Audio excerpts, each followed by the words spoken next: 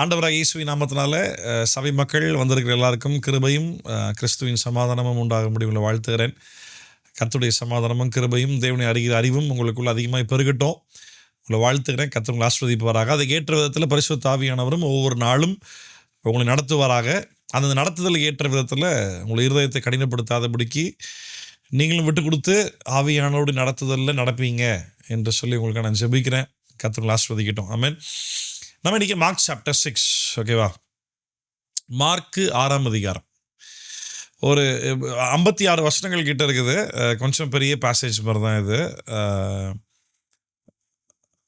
ஒரு டோட்டலாக 56 வேர்சஸ் இருக்குது. ஒரு 4 சம்பவங்கள் பார்க்க போகிறதுலேருந்து நம்ம அகைன் நமக்கு தெரியாதது கிடையாது. நம்ம பல முறை வேத பகுதியில் படித்த ஒரு காரியங்கள் தான், நமக்கு தெரிஞ்ச ஒரு காரியங்கள் தான். பட் ஸ்டில் நம்ம என்ன பண்ண போகிறோம் இன்றைக்கி? மார்க் 6ஆம் அதிகாரத்தை நம்ம வாசிக்க போகிறோம். அற்புதமான நிறைய காரியங்கள் பார்க்க போகிறோம். we are going to read and learn today. நிறைய விஷயங்கள் வாசித்து நம்ம இன்னைக்கு கற்றுக்கொள்ள போகிறோம். ஆண்டவர் நம்மளுக்கு உதவி செய்வாராக. ஆமென் ஆமென். ஸோ அகெயின் வந்துட்டு நீங்கள் என்ன பண்ணுறாதீங்க, மார்க் எழுதிய நோக்கத்தை மறந்து விட வேண்டாம். சரியா? வை மார்க் ரோட் இட் அப்படின்றத மறந்து விட வேண்டாம். நான் லாஸ்ட் கிளாஸில் உங்களுக்கு சொன்ன ஒரு காரியத்தை மறுபடியும் உங்களுக்கு ஒரு விஷயம் நான் ஞாபகப்படுத்திடுறேன். அது என்ன அப்படின்னா வந்துட்டு, அந்த கான்ட்ரடிக்ஷனாக தோணுன்னு சொல்லி சொன்னேன் பார்த்தீங்களா? முரண்பாடாக தோண வாய்ப்பு இருக்குது. மார்க்கு 5ஆம் அதிகாரத்துலேயும் லூக்கா 8ஆம் அதிகாரம், அதே இது மத்தேயு எழுதியிருக்கும் பொழுது, மத்தேயு 8 எழுதியிருக்கிறத பார்க்கும்போது அந்த கல்லறையில் கெட்டி வைக்க முடியாத ஒரு சகோதரன் இல்லை, பிசாசுகள் பிடித்த அந்த லேகியோன் பிசாசு, 6000க்கும் மேற்பட்ட பிசாசுகள் பிடித்திருந்த அந்த சகோதரனில். ஆமாம், அந்த சம்பவம் வந்து நம்ம பார்க்கும்போது மார்க்கு லூக்காவும் எத்தனை பேர்னு மென்ஷன் பண்ணல. ஒருத்தன் இயேசு நோக்கி ஒருத்தன் வந்தான் அப்படின்னு தான் இருக்கே தவிர ஒருத்தனுக்கு மாத்திரம் பிசாசு பிடித்திருந்தது அப்படின்றது கிடையாது. ஆனால் மத்தேயு வந்துட்டு 2 பேர் இருந்தாங்க அப்படின்றத நம்பர்ஸ் க்ளீனாக மென்ஷன் பண்ணுறாரு. ஏன்னு கேட்டால் அது ஏன் அப்படி அந்த எக்ஸாக்டாக மென்ஷன் பண்ணியிருக்காரு அப்படின்றது நமக்கு தெரியாது. ஏன்னா அதை பற்றி டீட்டெயில்ஸ் மத்தேயு எழுதலை. ஆனால் மார்க்கும் லூக்காவுடைய angle is completely different. Mark வந்துட்டு எழுதும் பொழுது இயேசு கிறிஸ்துவை ஒரு சேவகனாய், வேலைக்காரனாய், the God who came down as a servant to serve his people, தேவன் மனித அவதாரத்தில் மனிதனாய் அவதரித்து மனிதர்களுக்கு சேவை செய்யும்படிக்காக வந்தார் அப்படின்ற அந்த ஆங்கிளில் தான் இயேசுவை வந்துட்டு மார்க் போர்ட்ரே பண்ணி எழுதுறாரு. ஆனால் மத்தேயு வந்துட்டு இயேசுவை போர்ட்ரே பண்ணி எழுதின காரியங்கள் கம்ப்ளீட்டாக வேறு. அப்போ எழுதப்பட்ட டீட்டெயில்ஸ், சொல்லப்பட்டிருக்கிற காரியங்கள் எல்லாமே டிஃப்ரெண்ட் தான். இங்கேயும் கொஞ்சம் ஒரு சில காரியங்கள் டிஃப்ரெண்ட்டாக இன்றைக்கும் பார்ப்போம்னு நான் நினைக்கிறேன். அப்போ வந்து நீங்கள் வந்துட்டு ஒருத்தர் தான் இயேசுக்கிட்ட வந்த மாதிரி இருக்குது, அங்கே 2 பிசாசு பிடிச்ச ஆட்கள் இருந்தாங்கன்றிருக்கு. அது முரண்பாடா அப்படின்னு கேட்டால் கண்டிப்பாக கிடையாது. ஏன்னு சொன்னீங்கன்னா, மத்தேயு வந்துட்டு இயேசுவோடு கூட அந்த ஸ்பாட்டில் நேரில் இருக்கிறார். 12 சீஷர்கள் இயேசுவோடு ட்ராவல் பண்ணுறாங்க, மத்தேயு அங்கே இருக்கிறாரு. மத்தேயுவுக்கு நேரில் பார்த்ததுனால நிறைய தகவல்கள் டீட்டெயில்டாகவே தெரிஞ்சிருக்க, அது ஞாபகத்தில் வருவதற்கு வாய்ப்புகள் இருக்குது மத்தேயு எழுதும் பொழுது. அதை நான் லாஸ்ட் வீக் சொன்னல போயிட்டு, நான் எந்த சீஷர்களும் அங்கே இயேசுவை பார்த்து கூட இருந்து சம்பவங்கள் நடக்கும் பொழுது பக்கத்தில் உட்காந்துட்டு யாரும் எழுதிக்கலாம் இல்லை. தோராயமாக ஒரு 25 to 30 இயர்ஸ்க்கு அப்புறமா தான் வந்துட்டு என்ன பண்ண ஆரம்பிக்கிறாங்க, நாம் கண்ணால் கண்டவைகள் உண்மை, இது கண்டிப்பாக ரெக்கார்ட் பண்ணி ஆகணும், நான் பார்த்த ஐ விட்னஸ் நான் தான், அப்போ நான் தான் கண்டிப்பாக என்ன பண்ணி அவனை எழுதி வச்சு ஆகணும் அப்படின்ற ஒரு அவசியம் ஏற்பட்ட அப்படின்னால தான் பிற்பாடு எழுதுனாங்க. அது ஒரு 400 வருடங்களுக்கு பிற்பாடு தான் சீஷர்கள் எழுதின ஆதாரங்கள், வார்த்தைகள் இதெல்லாமே கர்த்தருடைய வார்த்தையாக ஆதி திருச்சபை நாட்களில் சர்ச்னு சொல்லும்பொழுது கர்த்தருடைய வார்த்தையாக இதெல்லாம் அங்கீகரிக்கலாம். ஏன்னா பிற்பாடு வரும்பொழுது நிறைய ரைட்டிங்ஸ் ஆயிடுச்சு. நான் ஏற்கனவே எக்ஸாம்பிள் கூட சொன்னேன். பிலிப்பியர் 4ஆம் அதிகாரத்தில் கிளெமெண்ட்னு சொல்லி ஒருத்தர் இருப்பார், பவுலுடைய சீடராக ஒருத்தர் இருப்பார். எப்படி வந்துட்டு பவுல் சபைகளுக்கு நிருபங்கள் எழுதி அனுப்பினாரோ அந்த காலத்தில் அந்த ஒரு வழக்கம் இருந்தது. பவுலுடைய அடுத்த சீஷர்கள், அவர்களுடைய அடுத்த சீஷர்கள், அடுத்த சபைக்கு தலைமைத்துவத்தை எடுத்து சபையை நடத்திய ஆட்கள் போகக்கூடிய வாய்ப்புகள் இல்லாத நேரங்களில் அவங்களுக்கு வந்து லெட்டர்ஸ் எழுதி அனுப்புவது ஒரு வழக்கமாக இருந்தது. அப்படி இருக்கும் பொழுது ஆதி திருச்சபை நாட்களில் அந்த ஃபஸ்ட்டு 400 இயர்ஸ் பார்க்கும்போது வந்துட்டு ஃபஸ்ட்டு செஞ்சுரியிலே, அந்த 400 இயர்ஸில் ஃபஸ்ட்டு 100 இயர்ஸ்லேயே ஏகப்பட்ட ரைட்டிங்ஸ் இருக்குது. அதில் எந்தெந்த ரைட்டிங்ஸ் எல்லாம் வந்துட்டு வேர்ட் ஆஃப் காட் அப்ரூவ் பண்ணலாம் அப்படின்னு சொல்லிட்டு 4th செஞ்சுரியில் சபை தலைவர்கள் உட்கார்ந்து ராஜாவுடைய தலைமைத்துவத்தில் அங்கீகாரம் பெற்று இதெல்லாம் கர்த்தருடைய வார்த்தையை ஏற்றுக்கொள்ளலாம் அப்படின்னு சொல்லி கேனனைஸ் பண்ணாங்க, ஒருங்கிணைத்து கொண்டு வந்தாங்க. அப்படி பார்க்கும் பொழுது 4 சுவிசேஷத்தினுடைய அவசியங்கள் இருக்குது. அதில் நான் சொன்ன ஒரு 2 காரியம் மட்டும் ரிப்பீட் பண்ணிட்டு நம்ம இன்றைக்கி மார்க் சாப்டர் 6 வாசிக்க ஆரம்பிச்சிடலாம். ஒன்று என்ன அப்படின்னா, 4 சுவிசேஷங்களும் எல்லாரும் கவனிக்கிறீங்கன்னு விசுவாசிக்கிறேன். 4 சுவிசேஷங்களும் அச்சடித்த மாதிரி ஒரே டீட்டெயில்டாக க்ளீனாக அப்படியே இருக்குது அப்படின்னா ரொம்ப சிம்பிளாக. இப்போ பைபிளில் 4 சுவிசேஷத்துக்குரிய அவசியம் இல்லை. ஒரே காஸ்பிள், ஒரே சுவிசேஷத்தை வச்சுட்டு போயிட்டு இருந்துருக்கலாம். 4 சுவிசேஷத்துலேயும் வேறு டீட்டெயில்ஸ் இருக்குது. ஃபார் எக்ஸாம்பிள், இயேசு சிலுவையில் பேசின அந்த 7 வார்த்தைகள் அப்படின்னு சொல்லி இந்த குட் ஃப்ரைடே டைம்லாம் பேசுவாங்க பார்த்தீங்களா, எல்லா சர்ச்சஸ்லையுமே. அந்த 7 வார்த்தைகள்னு சொல்லும்போது அந்த 7 வார்த்தைகள் கூட 4 காஸ்பிள்ஸ்லேயும் யாரும் கரெக்டாக எழுதி வைக்கலை. மத்தேயுல ஒரு 2, மார்க்கில் ஒரு 2, யோவானில் ஒரு 3, அப்படி எல்லாத்தையும் சேர்த்து தான் வந்துட்டு 7 வார்த்தைகள் அப்படின்ற ஒரு கணக்குள்ள கொண்டு வராங்களே தவிர சீஷர்கள் யாரும் 7 வார்த்தைகள்னு சொல்லி ஒவ்வொரு சுவிசேஷ புஸ்தகத்திலும் எழுதப்படவில்லை. அந்த மாதிரி ஒரே சம்பவத்தை குறித்து டிஃப்ரெண்ட் டீட்டெயில்ஸ் வேறு வேறு காஸ்பிள் புக்ஸ் எழுதியிருக்கிறபடினால தான் 4 காஸ்பிள் புக்ஸும் பைபிளில் ப்ரெசென்ட் ஆகிருக்கு.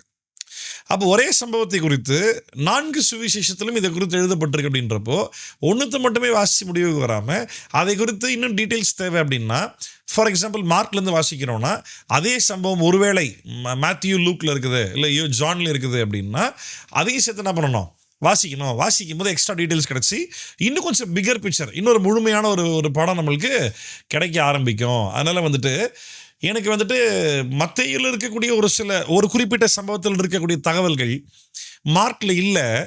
ஆனால் சம்பவம் சேம் தான். ஆனால் மத்தேயு சொல்லாத மற்ற காரியங்கள்லாம் இங்கே எக்ஸ்ட்ரா மார்க் சொல்லியிருக்காரு அப்படின்றது வேதாகமத்திற்கு உள்ளிருக்கக்கூடிய முரண்பாடு கிடையாது. It is not an internal contradiction in the Bible, rather scripture gives extra informations. அப்படி தான் அதுதான் கரெக்ட், அப்படி தான் பார்க்கணும். இதை சரியாக பார்க்கக்கூடிய அந்த கண்ணோட்டம் நிறைய பேருக்கு புரியாது. அப்படின்னால உங்கள் பைபிளில் என்ன முரண்பாடு இருக்குது, மத்தேயு எழுதின அதே சமயத்தை மார்க் வேறு மாதிரி எழுதியிருக்கு, வேறு மாதிரிலாம் இங்கே யாரும் எழுதவே கிடையாது. அப்படி வேதத்துக்குள்ள இன்டர்னல் கான்ட்ரடிக்ஷன்ஸ் கிடையாது, வேதத்திற்கு உள்ளாடி முரண்பாடுகள் கிடையாது. சரிங்களா?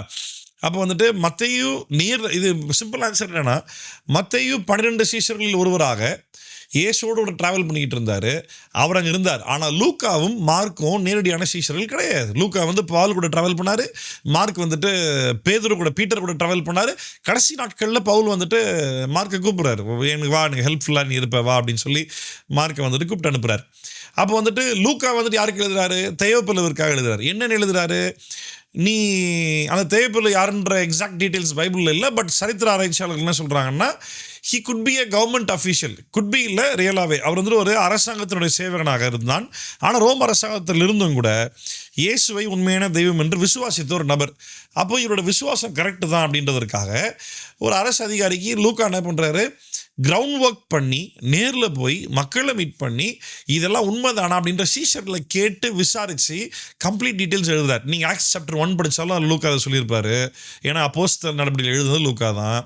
அதே மாதிரி காஸ்பிள் ஆஃப் லூக் சுவிசேஷ புஸ்தகமாகி லூக்காவில் முதல் சாப்டர் படித்து பார்த்தா அதுலேயும் கூட என்ன பண்ணியிருப்பார், லூக்கா அந்த டீட்டெயில்ஸ்லாம் சொல்லியிருப்பாப்புல. சரிங்களா? அப்போது வேதத்துக்குள்ளே முரண்பாடுகள் இருக்கா அப்படின்னு கேட்டால் வேதத்துக்குள்ளே முரண்பாடுகள் கிடையாது.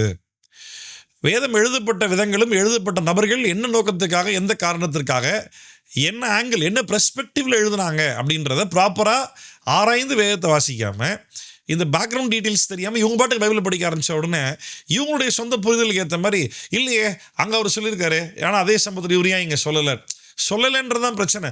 அங்கே சொல்லாது இவர் இங்கே எக்ஸ்ட்ரா சொல்லியிருக்காரு, எக்ஸ்ட்ரா சொல்லியிருந்தா சந்தோஷம் தான், அதில் ஒரு பிரச்சனையுமே கிடையாது. அது முரண்பாடான்னு கேட்டால் அது முரண்பாடே கிடையாது. மத்தேயு வந்து இயேசுவோட கூட நேரில் ட்ராவல் பண்ணார். ஸோ நேரில் பார்த்த சம்பவங்கள் அவருக்கு பெட்டராக ஞாபகத்தில் இருந்திருக்கும். மார்க் வந்து பேதுருக்கிட்ட இருந்து கேள்விப்பட்டிருக்கிறாரு, லூக்கா வந்துட்டு மற்ற சீஷர்கிட்ட இருந்து கேள்விப்பட்டிருப்பார் விசாரிக்கும் பொழுது.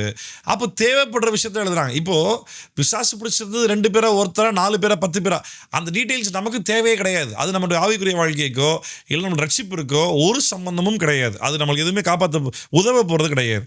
ஆனால் இயேசு பிசாசை துரத்தினார், பிசாசுகள் இயேசுவுக்கு தலைவணங்கி உன்னதமான தேவனுடைய குமாரனே அப்படின்னு அதுக்கு அறிக்கிட்டுச்சு. பற்றியா அந்த ட்ரூத் எங்கேயாவது காஸ்பிளில் மாறி இருக்கான்னு கேட்டால் மத்தேயுலையும் சரி, லூக்காலையும் சரி, மார்க்லையும் சரி அது மாறவே கிடையாது.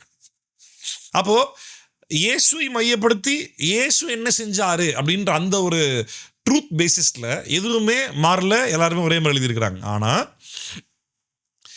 இயேசு அங்கே செஞ்ச சம்பவங்களில் இயேசுவை சார்ந்து அந்த இடத்துல இருக்கக்கூடிய மற்ற டீட்டெயில்ஸ், மற்ற எக்ஸ்ட்ரா சம்பவங்கள், எத்தனை பேர் பார்த்தாங்க, எத்தனை பேர் வந்தாங்க, அங்கே எத்தனை பேர் இருந்தாங்க, அதில் எத்தனை பேர் என்ன பேசினாங்க, அந்த நம்பர்ஸ் கணக்கில் வர்றது எல்லாமே தோராயமாக எழுதப்பட்ட காரியங்கள் தான். அது நமக்கு எதுலையாவது பிரயோஜனப்பட போகுதான்னு கேட்டால் கண்டிப்பாக கிடையாது. சரியா? அப்போது வேர்ட் ஆஃப் காட்னு சொல்லும் போது Bible is the word of God. அதில் இன்னும் தெளிவாக சொல்லணும் அப்படின்னா பைபிள் என்ற வேர்ட் ஆஃப் காட் கிரைஸ்ட் என்ற வேர்ட் ஆஃப் காடை நமக்கு கிளியராக போதிக்குது. That is important. புரியுதா உங்களுக்கு நான் சொல்கிறது? பைபிள்ன்ற வேர்ட் ஆஃப் காட், கவனிங்க, பைபிள்னு சொல்லக்கூடிய வேர்ட் ஆஃப் காட், கிரைஸ்ட்ன்ற வேர்ட் ஆஃப் காட், ஜீசஸ் அப்படின்ற அந்த வேர்ட் ஆஃப் காட் யார் அப்படின்றத பற்றியான செய்திகள் சத்தியங்கள் நமக்கு தெளிவாய் பைபிளில் இருக்குது. அப்போ அதுக்கேற்ற மாதிரி டீட்டெயில்ஸ் உங்களுக்கு பெருசாக முக்கியம் கிடையாது. ஆனால் அதே நேரத்தில் வந்துட்டு கிறிஸ்துவை பற்றி சொல்லப்பட்ட காரியங்களில் ஒரு முரண்பாடோ பிழை இல்லாமல் தெளிவாக எழுதப்பட்டிருக்கிறது. சரியா? ஸோ அந்த ஆங்கிள் தான் பைபிள் வாசிக்கணும். லாஸ்ட் வீக் உங்களுக்கு சொன்னேன், ஞாபகம் இருக்கா? சும்மா ரிமைண்டருக்காக தான் இப்போ நான் சொல்கிறேன், மறுபடியும் ரிப்பீட் பண்ணுறேன், ஏன்னா இது மறந்துடாதீங்க நீங்கள். நம்ம இன்றைக்கி மார்க் 6ஆம் அதிகாரத்துக்குள்ளே போகிறோம். நிறைய இருக்குது, வேகமாக வாசிப்போம். தெரிஞ்ச சம்பவங்கள் தான், ஷார்ட்டாக ஒரு சில காரியங்கள் நம்ம பார்ப்போம். ஆண்டவர் நமக்கு உதவி செய்வாராக. மார்க் 6ஆம் அதிகாரம் முதல்ல இருந்து. அவர் அவ்விடம் விட்டு புறப்பட்டு தாம் வளர்ந்த ஊருக்கு வந்தார். அவருடைய சீஷரும் அவரோடு கூட வந்தார்கள். ஓய்வு நாள் ஆனபோது ஜெபாலயத்தில் உபதேசம் பண்ண தொடங்கினார். அநேகர் கேட்டு ஆச்சரியப்பட்டு, இவைகள் இவனுக்கு எங்கே இருந்து வந்தது? இவன் கைகளினால் இப்படிப்பட்ட பலத்த செய்கைகள் நடக்கும்படி இவனுக்கு கொடுக்கப்பட்ட ஞானம் எப்படிப்பட்டது? அதாவது இங்கே இந்த வேர்டு கவனிங்க. இந்த மாதிரி ஒரு வசனம் நான் வேற எங்கேயுமே வாசிச்சதில்லை. இயேசு பேசும் பொழுது எப்படி இப்படி ஒரு டேலண்ட், இந்த நாலேஜ் எங்கேருந்து வந்தது? ஒரு சாதாரண ஆள் தானே அப்படி பேசினாங்க.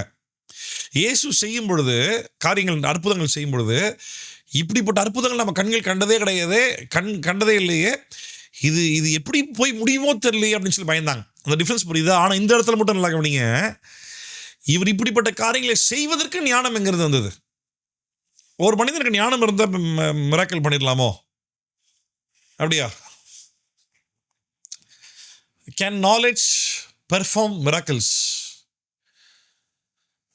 What was this wisdom that has been given to him? What are these remarkable miracles he is performing?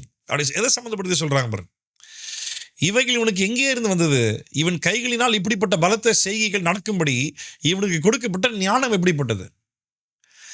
என்னென்ன நல்லா கவனிக்க. அவங்க ஸ்டேட்மெண்ட் ஸ்டார்ட் பண்ணும்போதே, மார்க் ஸ்டார்ட் பண்ணும்போது எப்படி ஆரம்பிக்கிறாருன்னா, இவங்க இயேசுவை தேவகுமாரன் ஏற்றுக்கொள்ளவே இல்லை. ஆரம்பத்தில் ஒரு அவிசுவாசமான வார்த்தை தான் ஸ்டார்ட் ஆகுது. அவர் உண்மையாகவே அவர் தன்னைத்தானே கிளைம் பண்ணிக்கக்கூடிய அவர் மேசியா, அவர் கடவுளாக இருந்து தேவனிடத்திலிருந்து இறங்கி வந்த தேவகுமாரன், son of God, son of man, லிட்டரலாகவே காட் தான் அப்படின்றத இவங்களால அக்செப்ட் பண்ணிக்கவே முடியல. அவருடைய ஃபர்ஸ்ட் ஸ்டேட்மெண்ட்டே பாருங்களேன், இவனுக்கு கொடுக்கப்பட்ட, இவன் கைகளால் இப்படிப்பட்ட பலத்த செய்கைகள் நடக்கும்படிக்கு இவனுக்கு கொடுக்கப்பட்ட ஞானம் எப்படிப்பட்டது அப்படின்னு சொல்லிட்டு என்ன சொல்றாங்க பாருங்க. இவன் தச்சன் அல்லவா, மரியாளுடைய குமாரன் அல்லவா, யாக்கோபு, யோசே, யூதா, சீமோன் என்பவர்களுக்கு சகோதரன் அல்லவா, இவன் சகோதரிகளும் இங்கே நம்ம இடத்தில் இருக்கிறார்கள் அல்லவா என்று சொல்லி அவரை குறித்து இடரல் அடைந்தார்கள். என்ன இடரல்? இயேசுனை பாவம் பண்ணாரா, தப்பு பண்ணாரா? இயேசு பார்த்து இடரல் அடைவதற்கு என்ன காரணம்? இந்த இடரல்ன்ற வார்த்தைக்கு மீனிங் என்னன்னா, அவரை விசுவாசிக்க கூடாமல் இருந்தார்கள். அது என்னன்ற தொடர்ந்து வாசிக்கும்போது நான் சொல்ல பாருங்களேன். இயேசு அவர்களை நோக்கி, தீர்க்கதரிசி ஒருவன் தன் ஊரிலும் தன் இனத்திலும் தன் வீட்டிலுமே அன்றி வேறெங்கும் கனவீனம் அடையான் என்றார். அங்கே அவர் சில நோயாளிகள் மேல் கைகளை வைத்து அவர்களை குணமாக்கினதே அன்றி வேறு அற்புதம் செய்யக்கூடாமல் அவருடைய அவிசுவாசத்தை குறித்து ஆச்சரியப்பட்டு கிராமங்களிலே சுற்றித் திரிந்து உபதேசம் பண்ணினார். இங்கே இந்த 2-3 வர்சஸ் 4, 5, 6 வசனங்கள் ரொம்ப முக்கியம். மேலே என்ன சொல்கிறாங்க? இப்படி அற்புதமான காரியம் செய்கிறதுக்கு இவனுக்கு எங்கேருந்து அறிவு? அந்த அறிவு எங்கேருந்து வந்துச்சு?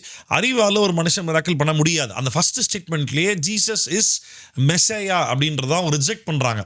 அதுக்கான ரீசன் அடுத்து மார்க் எவ்வளோ அழகாக மார்க் கட்டமைச்சு எழுதுறாரு பாருங்க. அப்புறம் அவங்க என்ன சொன்னாங்களாம், கார்பெண்டர் பையன் தானே அந்த ஆசிரியர் பையன் தானே மரியாள் பத்திரத்தை போல தானே யாக்கோபு, யோசே, யூதா, சீமோன். இப்போ நல்லா கவனிக்கணும். இங்கே இன்னொரு விஷயம் கூட உள்ள கொண்டு வரணும். மார்க் 6ஆம் அதிகாரம் 3ஆம் வசனம் ரொம்ப இம்பார்ட்டன்ட். எதுக்கு இம்பார்ட்டன்ட் அப்படின்னா, கத்தோலிக்க மக்கள் மோஸ்ட் ஆஃப் த டைம்ஸ் என்ன பண்ணுறாங்க அப்படின்னா, இயேசு கிறிஸ்துவை தெய்வத்தாய் அப்படின்னு சொல்லி விண்ணரசி, விண்ணுக்கு அரசி, விண்ணுக்கு அரசர் ஆண்டவர் தான், விண்ணகத்திற்கு அரசர் இயேசு மட்டும்தான். தாவீதுடைய செங்கோலாய் உடையவர் அவர் ஒருத்தர் மட்டும்தான். அவர் தான் ராஜா, அவர் தான் ஆளுகை செய்கிறார், அவர் தான் சகல கனமும் மகிமையும். மரியாள் கிடையாது. இது நம்ம ரொம்பவே கொஞ்சம் பேலன்ஸ்டாக யோசிக்க வேண்டியதாக இருக்குது. என்ன அப்படின்னா, ஒரு எக்ஸ்ட்ரீமில் போய் கேத்தலிக்ஸ் என்ன பண்ணுறாங்க அப்படின்னா, மரியாள் வந்துட்டு தெய்வமாகவே, அதில் வந்துட்டு பெர்பச்சுவல் வர்ஜினிட்டி ஆஃப் மேரி அப்படின்னு சொல்லி ஒரு கான்செப்ட் அவங்க வச்சுருக்கிறாங்க.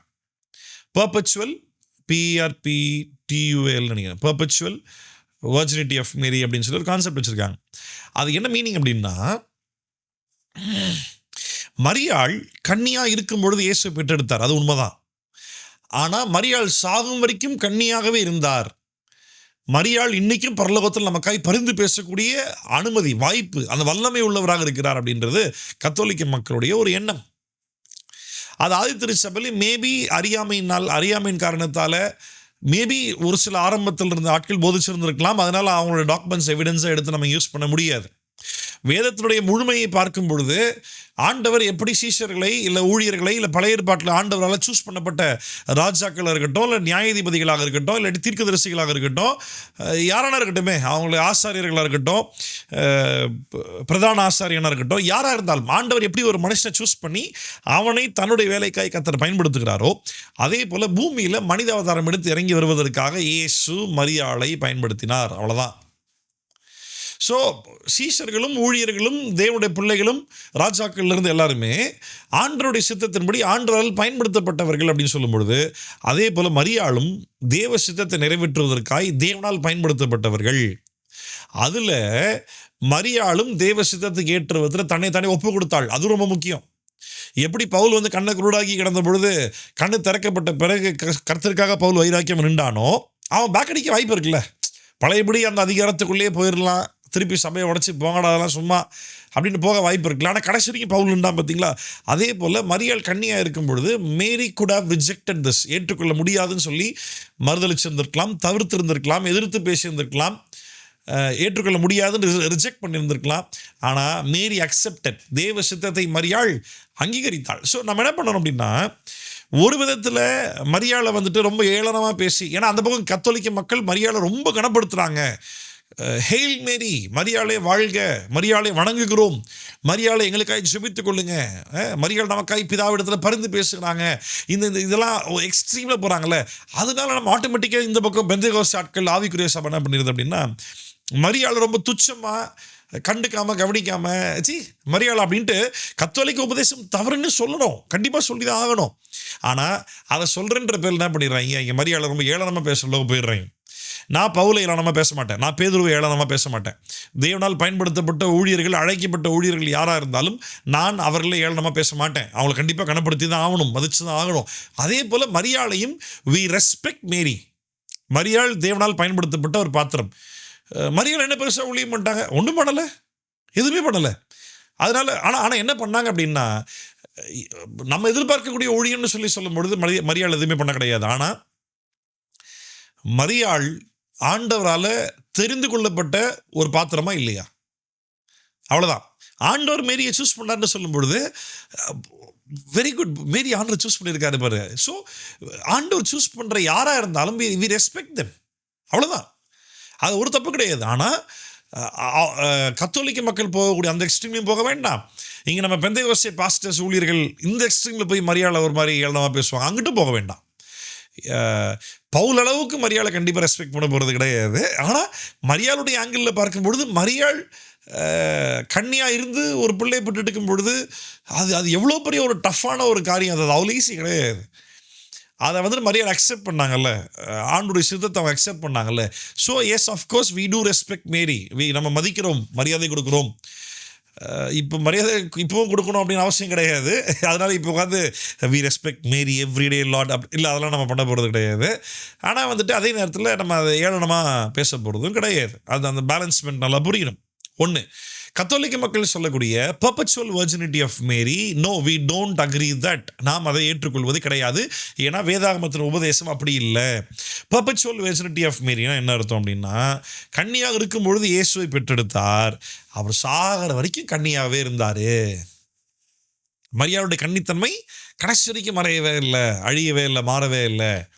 அதனால தான் அந்த பெர்பெச்சுவல் வர்ஜினிட்டி ஆஃப் மேரி, அவர் கடைசி வரைக்குமே கன்னியாகவே இருந்தார் அப்படின்னு சொல்லக்கூடிய அந்த உபதேசத்தால் தான் கத்தோலிக்க மக்கள் என்ன பண்ணுறாங்க, மேரிக்கு கொஞ்சம் எக்ஸ்ட்ராவாக ரெஸ்பெக்ட் கொடுத்து கடவுளுக்கு இருக்கக்கூடிய டிவைன் நேச்சர், கடவுளுக்கு இருக்கக்கூடிய அந்த தெய்வீக தன்மையை மரியாளுக்கும் கொஞ்சம் உட்புகுத்துறாங்க. நம்ம அதை ஒருபோதும் பண்ணவே கூடாது. ஆண்டவர் சொன்ன மாதிரி, எனக்கு முன்பு வேறு தேவன் இல்லை, எனக்கு பின்பு வேறு தேவன் இல்லை, என்னை அன்றி உனக்கு வேறு தேவன் உண்டாயிருக்க வேண்டாம், தெளிவாக சொல்லிட்டார். மரியாளும் தேவனால் படைக்கப்பட்ட ஒரு சாதாரண மனுஷி தான். ஜட்ஜ்மெண்ட் டேல நம்ம நிற்கும்போது மரியாள் நிற்பாங்களா அப்படின்னா எஸ், மரியாளும் நிற்பாங்க. அங்கே பேதுரு பவுல் யாக்கோபுல நிற்பாங்கன்னா உலக சிஸ்டிபிள் இருக்க எல்லாருமே அங்கே தான் நிற்க போகிறோம், ஜட்ஜ்மெண்ட்டில் தான் நிற்க போகிறோம். அங்கேயும் அது ஆண்டவர் எப்படி பண்ண போகிறாருன்னு தெரியாது. நம்ம எல்லாரும் சேர்ந்து வசனம் சொல்கிற மாதிரி எல்லாருக்கும் அப்ளை ஆகி கர்த்தருடைய பிள்ளைகள் எல்லாருமே தெய்வ தூதர்களையும் உலகத்தை நியாயந்திருக்க போகிறோமா?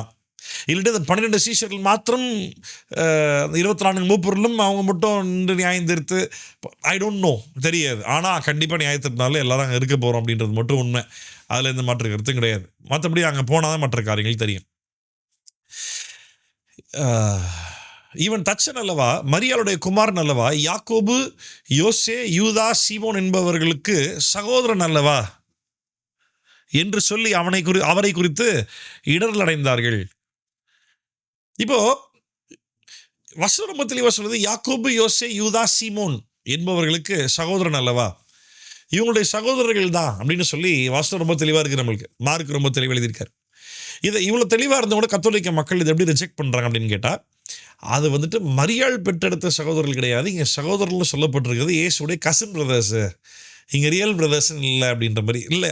அப்படி எக்ஸ்ட்ரா வசனங்கள்லாம் வார்த்தைகள்லாம் இங்கே இல்லை. Isn't this Mary's son? மரியாளுடைய குமாரன் அல்லவா யாரு? இயேசு. அப்போ மரியாள் நேரடி பெற்றெடுத்தாங்க. எதோட மார்க் இங்கே ஜாயின் பண்ணுறாருங்க கவனிங்க. இயேசு மரியாளுடைய குமாரன் தானே. யாக்கோபு, யோசே, யூதா, சீமோன் என்பவர்கள் சகோதரர்கள் தானே. அப்படின்னா மரியாள் பெற்றெடுத்த லிஸ்ட்ல கண்டினியூ பண்ணிட்டே வராங்க அந்த ஊர் மக்கள். அதை மார்க் இங்கே ரெஜிஸ்டர் பண்ணியிருக்கிறார். இங்கே வந்துட்டு இயேசு மரியாளுக்கு பிறந்தாங்க, அதுக்கப்புறம் சொல்லப்பட்ட சகோதரர்கள் வேற இல்லை, அந்த கண்டினியூஷன் மாறவே கிடையாது. அந்த கான்டெக்ட் நல்லா கவனி. ஃபர்ஸ்ட்டும் அப்பா யார்? கார்பெண்டர் பையன் தானே, மேரி தானே பெற்றெடுத்தா. அதோ பிரதர்ஸ்லாம் இங்கே தான் இருக்கிறாங்க. இது வந்து லிட்டரலாகவே ஃபேமிலியை குறிக்கிறதே தவிர கசின்ஸுன்னு இங்கே வேர்டே கிடையாது. கத்தோலிக்க மக்கள் இல்லாதவங்க கசின்ஸு அப்படின்னு சொல்லி அவங்க இன்றைக்கி சமாளிக்கிறாங்க. கிடையவே கிடையாது, வாய்ப்பே கிடையாது. அப்படி வேதம் நமக்கு சொல்லவில்லை. சரிங்களா?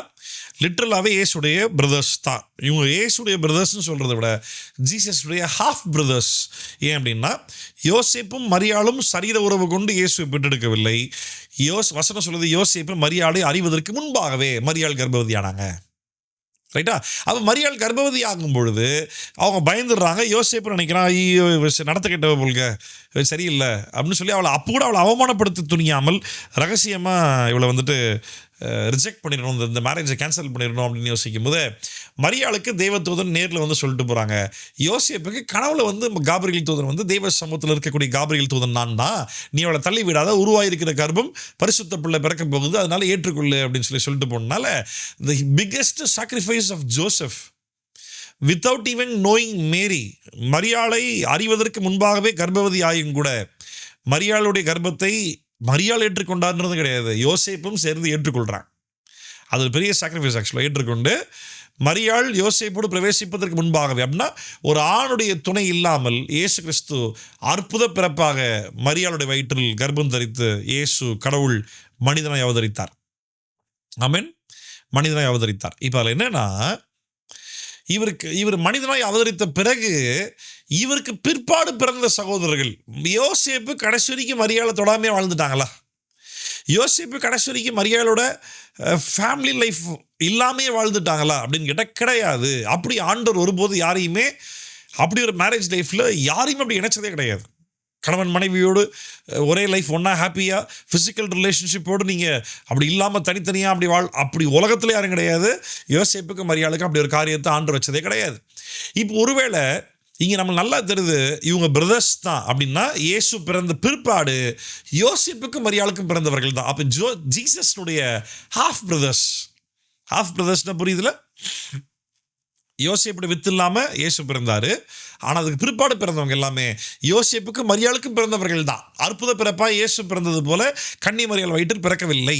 அப்படி ஒரு வேளை இல்லை, அப்படித்தான் இவங்கெல்லாம் பிறந்தாங்க, கசின்ஸ் இல்லை, பிரதர்ஸ் தான், யோசேப்பு உதவி இல்லாமல் தான் இவங்கெல்லாம் பிறந்தாங்க அப்படின்னா அப்போ இயேசு கிறிஸ்து பாவம் இல்லாதவராய் பிறந்தார் அப்படின்னா இப்போ யாக்கோபு, யோசே, யூதா, சீமோன், அப்புறம் அவருடைய சகோதரிகள் இன்னும் அவங்களுடைய சகோதரிகள் யார் யாரெல்லாம் தெரியாது, அவங்க எல்லாருமே அப்போ எப்படி தான் பிறந்திருப்பாங்கன்னு அர்த்தம். பாவத்தன்மை இல்லாதவர்களாய் பிறந்திருக்கணும். ஏன்னா ஆதாம் என்ற முதல் மனுஷன் பாவம் செஞ்சான். அவனுடைய தலைமுறையில் பிறந்த மனிதர்கள் எல்லாருமே பாவத்தன்மையோடு தான் பிறந்தாங்களே.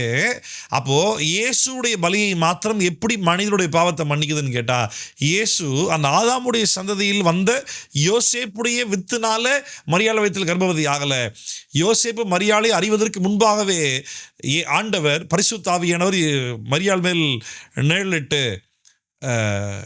இயேசு கர்ப்பமாக பிரசவத்தில் உருவானார், மரியாளுடைய கர்ப்பத்தில் உருவானார். அதுக்கு பிற்பாடு பிறந்த, அதனால தான் இயேசு கிறிஸ்துடைய பலி பிதாவாகிய தேவனால் அங்கீகரிக்கப்பட்டு மனிதர்கள் யாராக இருந்தாலும் இயேசு விசுவாசித்தால் அவர்களுக்கு ஒரு விடுதலை உண்டு, மன்னிப்பு உண்டு, நிச்சயம் உண்டு, கேரண்டி உண்டு, ரட்சிப்பினோட நிச்சயம் உண்டு. ஆனால் அதுக்கப்புறம் யாக்கோபு, யோசே, யூதா, சீமோன் இவங்களும் அதே மாதிரி தான் பிறந்திருப்பாங்களோ? அப்படி வாய்ப்பே இல்லை. அப்படி ஒரு வேளை பிறந்திருந்தா அப்போ அவங்க மறைச்சிருந்தாலும் என்ன இருந்திருக்கும்? அந்த சாக்ரிஃபைஸும் பிதா ஏற்றுட்டு தான் ஆகணும். ஆனால் அந்த கதைகளையும் இடமே கிடையாது. கத்தோலிக்க மக்கள் சொல்லுகிறது போல மரியாள் கடைசி வரைக்கும் கன்னியாக இருக்கவில்லை. அதற்கான ஆதாரம் என்ன? மார்க் 6:3 அப்பா யோசேப்பு தச்சனுடைய பையன் தானே, அடுத்து அம்மா மரியாள் தானே பெற்றெடுத்தா, அடுத்த சகோதரர்கள். லிட்ரலாகவே ஃபேமிலி பற்றி சொல்லுது. கசின்ஸ்ன்ற பேர் இங்கே கிடையாது, நல்லா புரிஞ்சுக்கணும். ஸோ வி டோன்ட் இன்சல்ட் மேரி.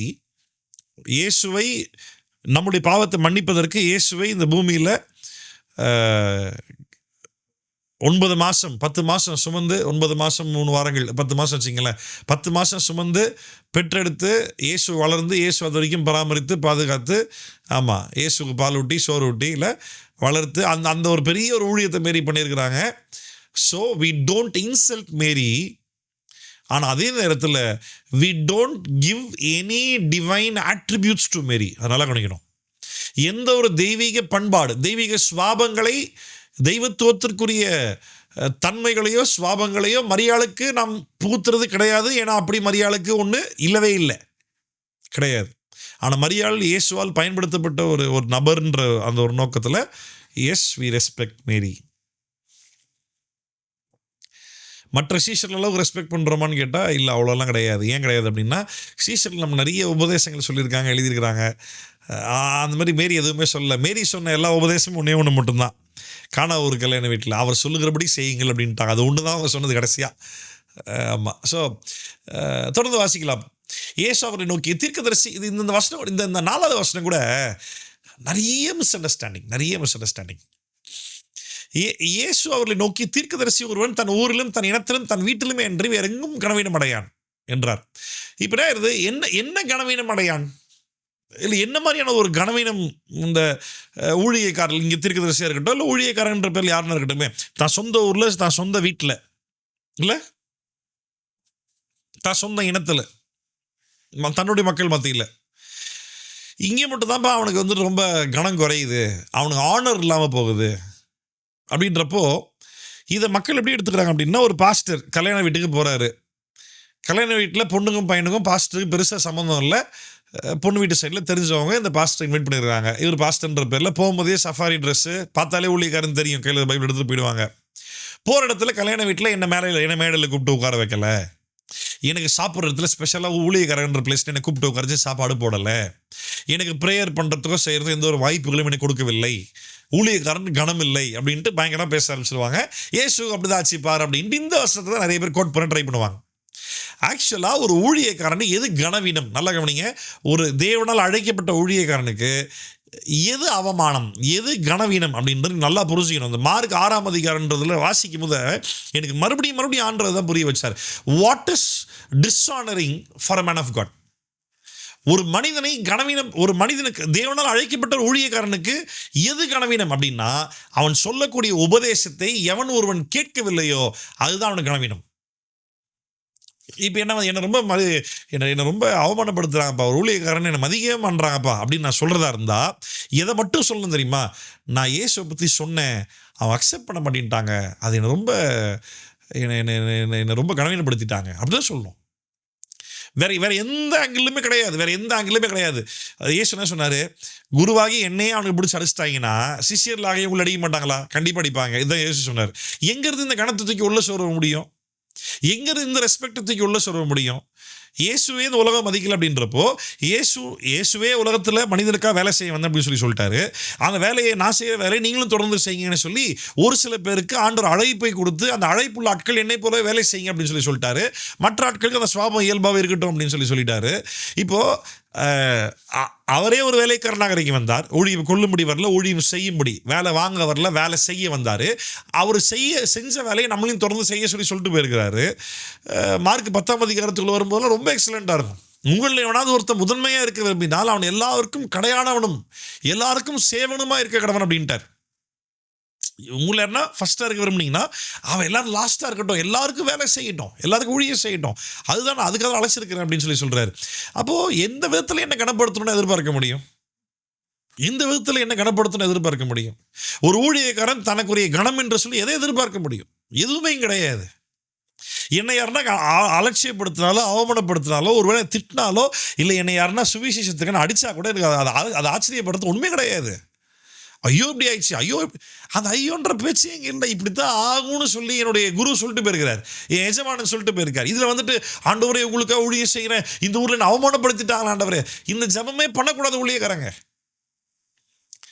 ஒரு மனிதனுக்கு எதாவது அவமானம் தெரியுமா? சுவிசேஷம் சொல்லும் பொழுது அந்த சுவிசேஷத்தை ஒருத்தர் ஏற்றுக்கொள்ள மாட்டான் அப்படின்றது அவமானம். இங்கே இயேசுக்கு எது அவமானமாக இருந்தது? சிவப்பு கமலை விரிக்கலன்றது அவமானமாக இருந்துச்சா? குருத்தோலைகள் தூக்கி பிடிச்சிக்கிட்டு இயேசு கொண்டாடி பாட்டு பாடலன்றது அவமானமாக இருந்துச்சா?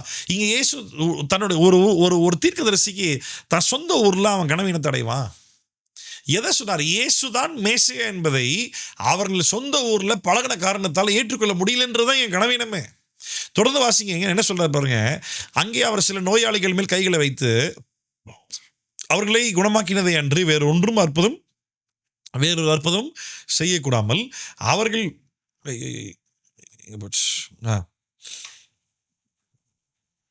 அவர்களுடைய அவிசுவாசத்தை குறித்து ஆச்சரியப்பட்டு, என்ன கனவீனம்? இயேசுக்கு என்ன கனவீனம்? இயேசுவை அவர்கள் விசுவாசிக்கல அப்படின்றதுதான் அவர் கனவீனமே. அதை பற்றி தான் இயேசு ஆச்சரியப்பட்டு கிராமங்களிலே சுற்றி திரிந்து உபதேசம் பண்ணினார். அடுத்து கவனிங்க. அவர் 12 அழைத்து அசுத்தாவிகளை துரத்து அவர்களுக்கு அதிகாரம் கொடுத்து வழிக்கு பை ஆகிலும் அப்பத்தை ஆகிலும் கச்சையில் காசை ஆகிலும் எடுத்துக்கொண்டு போகாமல் ஒரு தடியை மாத்திரம் எடுத்துக்கொண்டு போகவும் பாதரட்சைகளை போட்டுக்கொண்டு போகவும் 2 அங்கிகளை தரியாதிருக்கவும் கட்டளையிட்டார். இது மட்டும் பார்த்துருவோமா? கவனிங்க, அற்புதமான ஒரு காரியம். என்ன சொல்றாருங்க இயேசு? 12 பேர் அழைச்சி அசுத்தாவிகளை துரத்தும்படி அவர்களுக்கு அதிகாரம் கொடுத்து வழிக்கு பையை கொண்டு போவாத. பையனா என்னது? உனக்கு தேவையான திங்ஸை நீ கேரி பண்ணி கொண்டு போகாது, என் தேவையை நான் பார்த்துக்குவேன். இப்போது நல்லா கவனிங்க, இதை நேரடியாக ஃபாலோ பண்ணுற ஊழியர்கள் நிறைய பேர் இருக்கிறாங்க. இதை நேரடியாக ஃபாலோ பண்ணாலும் தப்பு இல்லை. ஆனால் இப்போ இது மூலமாக இயேசு என்ன சொல்ல ட்ரை பண்ணுறாரு அப்படின்றது தான் முக்கியம். அது நல்லா கவனிக்கணும். இதுக்கு ஆப்போசிட்டாகவும் சொல்லியிருக்காரு. நல்லா கவனிங்க, இதுக்கு அப்படியே ஆப்போசிட்டாகவும் சொல்லியிருக்காரு. அதுவும் வாசிக்க போகிறோம் நீ. நம்ம இப்போ இந்த 2 வசனங்களும் சீசன் அனுப்பி விடும்பொழுது சொல்லும் பொழுது இங்கே எடுத்துகிட்டு போவானான்றாரு, அங்கே எடுத்துகிட்டு போன்றாரு. இப்போ எதை ஃபாலோ பண்ணணுன்றதான் கேள்வி. 2த்தையும் ஃபாலோ பண்ண வேண்டிய அவசியம் இல்லை. இங்கே இயேசு இப்படி சொன்னதுக்கான காரணம் என்ன, அங்கே இயேசு அப்படி சொன்னதுக்கான காரணம் என்ன, அந்த சிச்சுவேஷனை ப்ராப்பராக அனலைஸ் பண்ணோம் அப்படின்னா ட்ரூத் பெட்டராக புரிய ஆரம்பிக்கும். 2000 வருஷத்துக்கு முன்னாடி இருந்த அந்த நாட்களில் இருந்த சம்பவமோ சூழ்நிலையோ கலாச்சாரமோ வசதி வாய்ப்புகளோ இன்னைக்கு நமக்கு கிடையாது. இங்கே கம்ப்ளீட்லி டிஃப்ரெண்ட். ஸோ இந்த இடத்துல இயேசு என்ன சொன்னார், ஏன் சொன்னார், அது இன்னைக்கு நான் என் லைஃப்பில் இங்கே என்னவா நான் ஃபாலோ பண்ணணும் அப்படின்றது தான் நம்ம இன்னைக்கு கற்றுக்கொள்ள வேண்டிய பாடம். நான் திருப்பி சொல்கிறேன், என்ன எழுதப்பட்டிருக்கு அப்படின்றத விட ஏன் எழுதப்பட்டிருக்கு அப்படின்றது தான் முக்கியம். வாட் இட் இஸ் ரிட்டன் அப்படின்றத விட for what purpose it is written, இல்லாட்டி why was it written, why did Jesus said this, இயேசு இதை ஏன் சொன்னார், அதுதான் ரொம்ப ரொம்ப முக்கியம். சரியா? வழிக்கு பை ஆகிலும் அப்பத்தை ஆகிலும் கச்சையில் காசை ஆகிலும் எடுத்துக்கொண்டு போகாமல் ஒரு தடியை மாத்திரம் எடுத்துக்கொண்டு போகவும் பாதரட்சைகளை போட்டுக்கொண்டு போகவும் 2 அங்கிகளை தரியாதிருக்கவும் கட்டளையிட்டார். இப்போ என்ன எடுத்துகிட்டு போக வேணாம்னு சொல்கிறாரு? பை கொண்டு போவாத, எக்ஸ்ட்ரா லக்கேஜஸ் வேண்டாம். 1, அந்த பையில் எக்ஸ்ட்ரா ஃபுட்டு கொண்டு போவேன், எக்ஸ்ட்ரா ஃபுட்டு வேண்டாம். 2, காசு கொண்டு போகாத. 3, ஆனால் அடுத்த சொல்கிறாரு 2 அங்கிகளையும் எடுத்துகிட்டு போவாத, 2 அங்கிகள் கொண்டு போவாத, ஒரு ட்ரெஸ் மேலே ஓவர் ட்ரெஸ் போட்டு போகாத. 4, அப்போ பையில் எக்ஸ்ட்ரா பை இல்லை, ஃபுட்டு இல்லை, பையில் எக்ஸ்ட்ரா ட்ரெஸ், எக்ஸ்ட்ரா ஃபுட்டு இல்லை. ஆனால் என்ன மட்டும் எடுத்துகிட்டு போக சொன்னார்? போட்டிருக்க ட்ரெஸ்ஸு, கையில் ஒரு கொம்பு, காலில் போட்டுக்க செருப்பு. இப்போ வந்துட்டு ஏன் இதை இயேசு இங்கே சொல்கிறார் அப்படி? நம்ம லூக்கா 22ஆம் அதிகாரம் எடுத்துவாங்களேன். லூக்கா 22ஆம் அதிகாரம் 22, 35, 36 பாருங்க. பின்னும் அவர் அவர்களை நோக்கி, நான் உங்களை பணப்பையும் சாமான் பையும் பாதரட்சைகளும் இல்லாமல் அனுப்பின போது ஏதாயிலும் உங்களுக்கு குறைவாக இருந்ததா என்றார். அவர்கள் ஒன்றும் குறைவாக இருந்ததில்லை என்றார். கவனிங்க, அந்த சம்பவம் வேற, இந்த சம்பவம் வேற. அதை இயேசு இங்கே ரிமைண்ட் பண்ணி திருப்பி சொல்கிறாரு, நான் உங்களை பணப்பை சாமான் பை அதெல்லாம் இல்லாமல் நான் உங்களை அனுப்பின போது ஏதாவது குறை இருந்ததா உங்களுக்கு? இல்லை ஆண்டவரே அப்படின்றாங்க. அதற்கு அவர், இப்பொழுதோ பணப்பையும் சாமான் பையும் உடையவன் அவைகளை எடுத்துக்கொள்ள கடவன். அங்கே சொல்லாரு எடுத்துன்னு போவாதுன்றார். ஆனால் இங்கே சொல்லாரு எடுத்துகிட்டு போ அப்படின்றார். அப்போது பட்டயம் இல்லாதவன் தன் வஸ்திரத்தை விற்று ஒன்றை கொள்ள கடவன். யாருக்குன்னா இப்போ கையில் ஸ்வாடு பட்டம் இல்லை அப்படின்னா இருக்கிற ட்ரெஸ்ஸையாவது, அன்றைக்கெல்லாம் வந்துட்டு இந்த பண்டம் மாற்றம் பொருட்கள் அப்படி தானே, காயின்ஸும் இருக்குது, இல்லைன்னு சொல்லலை, காசும் இருந்தது. உங்ககிட்ட எக்ஸ்ட்ரா ட்ரெஸ்ஸையாவது வித்தாவது என்ன பண்ண, ஒரு கத்தி வாங்கிக்கோ. ஆனால் அப்படியே திருப்பி கெத்செமனே தோட்டத்தை இங்கே அனுப்பி விடுறாரா? அப்புறம் அடுத்து கெத்செமனே தோட்டத்துக்கு வரும்பொழுது இயேசு சொன்னார் தானே, பேதுரு கத்தியை இங்கே வச்சுருப்பான், கத்தி எடுத்து காதை வெட்டி விட்டுறான்ல இயேசு அரெஸ்ட் பண்ண வரும்பொழுது. பட்டயத்தை எடுத்தோம், பட்டயத்தால் தானே சொல்லுவான், பட்டயத்தை கீழே போடுறான், ஏன்டாடி பண்ணுற அப்படின்ட்டு காதை எடுத்து ஒட்ட வச்சு சரி போட்டார். இப்போது பட்டயத்தை எடுத்துகிட்டு போக சொல்லி வேண்டான்னு ஃபஸ்ட்டு சொன்னார், அப்புறம் எடுத்துகிட்டு போன்றாரு, திருப்பி பேதுருக்கிட்ட வேண்டான்றாரு, இப்போ எடுத்துகிட்டு போக வேண்டாமா? அங்கே வந்துட்டு ட்ரெஸ் எதுவும் எடுத்துக்காத. இன்றைக்கும் வந்து நான் இப்போ ஆக்சுவலாக யோசிச்சு பாருங்க, நம்ம இது சொன்னதுக்கான மீனிங் கரெக்டாக கவனிக்கணும். அதை விட்டுட்டு ஏசு வந்து எக்ஸ்ட்ரா ட்ரெஸ் கொண்டு போனான்ட்டார், பை எடுத்துகிட்டு போனான்ட்டார், பர்ஸில் காசு எடுத்துகிட்டு போவாது அப்படின்ட்டாரு, செருப்பும் கொம்பு எடுத்துகிட்டு போச்சுன்னா செருப்பு போட்டுட்டு கையில் கொம்பு எடுத்துக்கிட்டேன், நான் ஊழியத்துக்கு கிளம்பிட்டேன். போக முடியுமா? அப்போ இது மூலமாக ஏசு என்ன சொல்ல வர்றாரு? இப்போ மூணுமே வேற சம்பவம். மார்க் 6ஆம் அதிகாரத்தில் சீஷர்களுக்கு ஆண்டவர் கொடுக்கக்கூடிய டெம்பரவரி ட்ரைனிங் பீரியட். பிசாஸ் ஒரே ஒரு அத்தாரிட்டி மட்டும் தான், பிசாசை போய் துரத்து. ஸோ நீ போயிட்டு திருப்பி ஏன்றா வரப்போற, அப்படியே உன்னை ஒன்ஸ் ஃபார் ஆல் அனுப்பி விடலை. நீ போயிட்டு திருப்பி வா, உன் ட்ரைனிங் இன்னும் முடியல. இப்போதைக்கு ஒரு டெம்பரரியாக ஒரு ட்ரைனிங் தான் உனக்கு. அந்த டெம்பரரி ட்ரைனிங்கில் நீ ஸ்டார்டிங்கில் உனக்கு தேவைப்படுறது தெரியுமா? விசுவாசம் தான். ஃபஸ்ட்டு இயேசு அவங்கள ஃபெய்த்தில் தான் முதல்ல ட்ரெயின் பண்ணுறார்.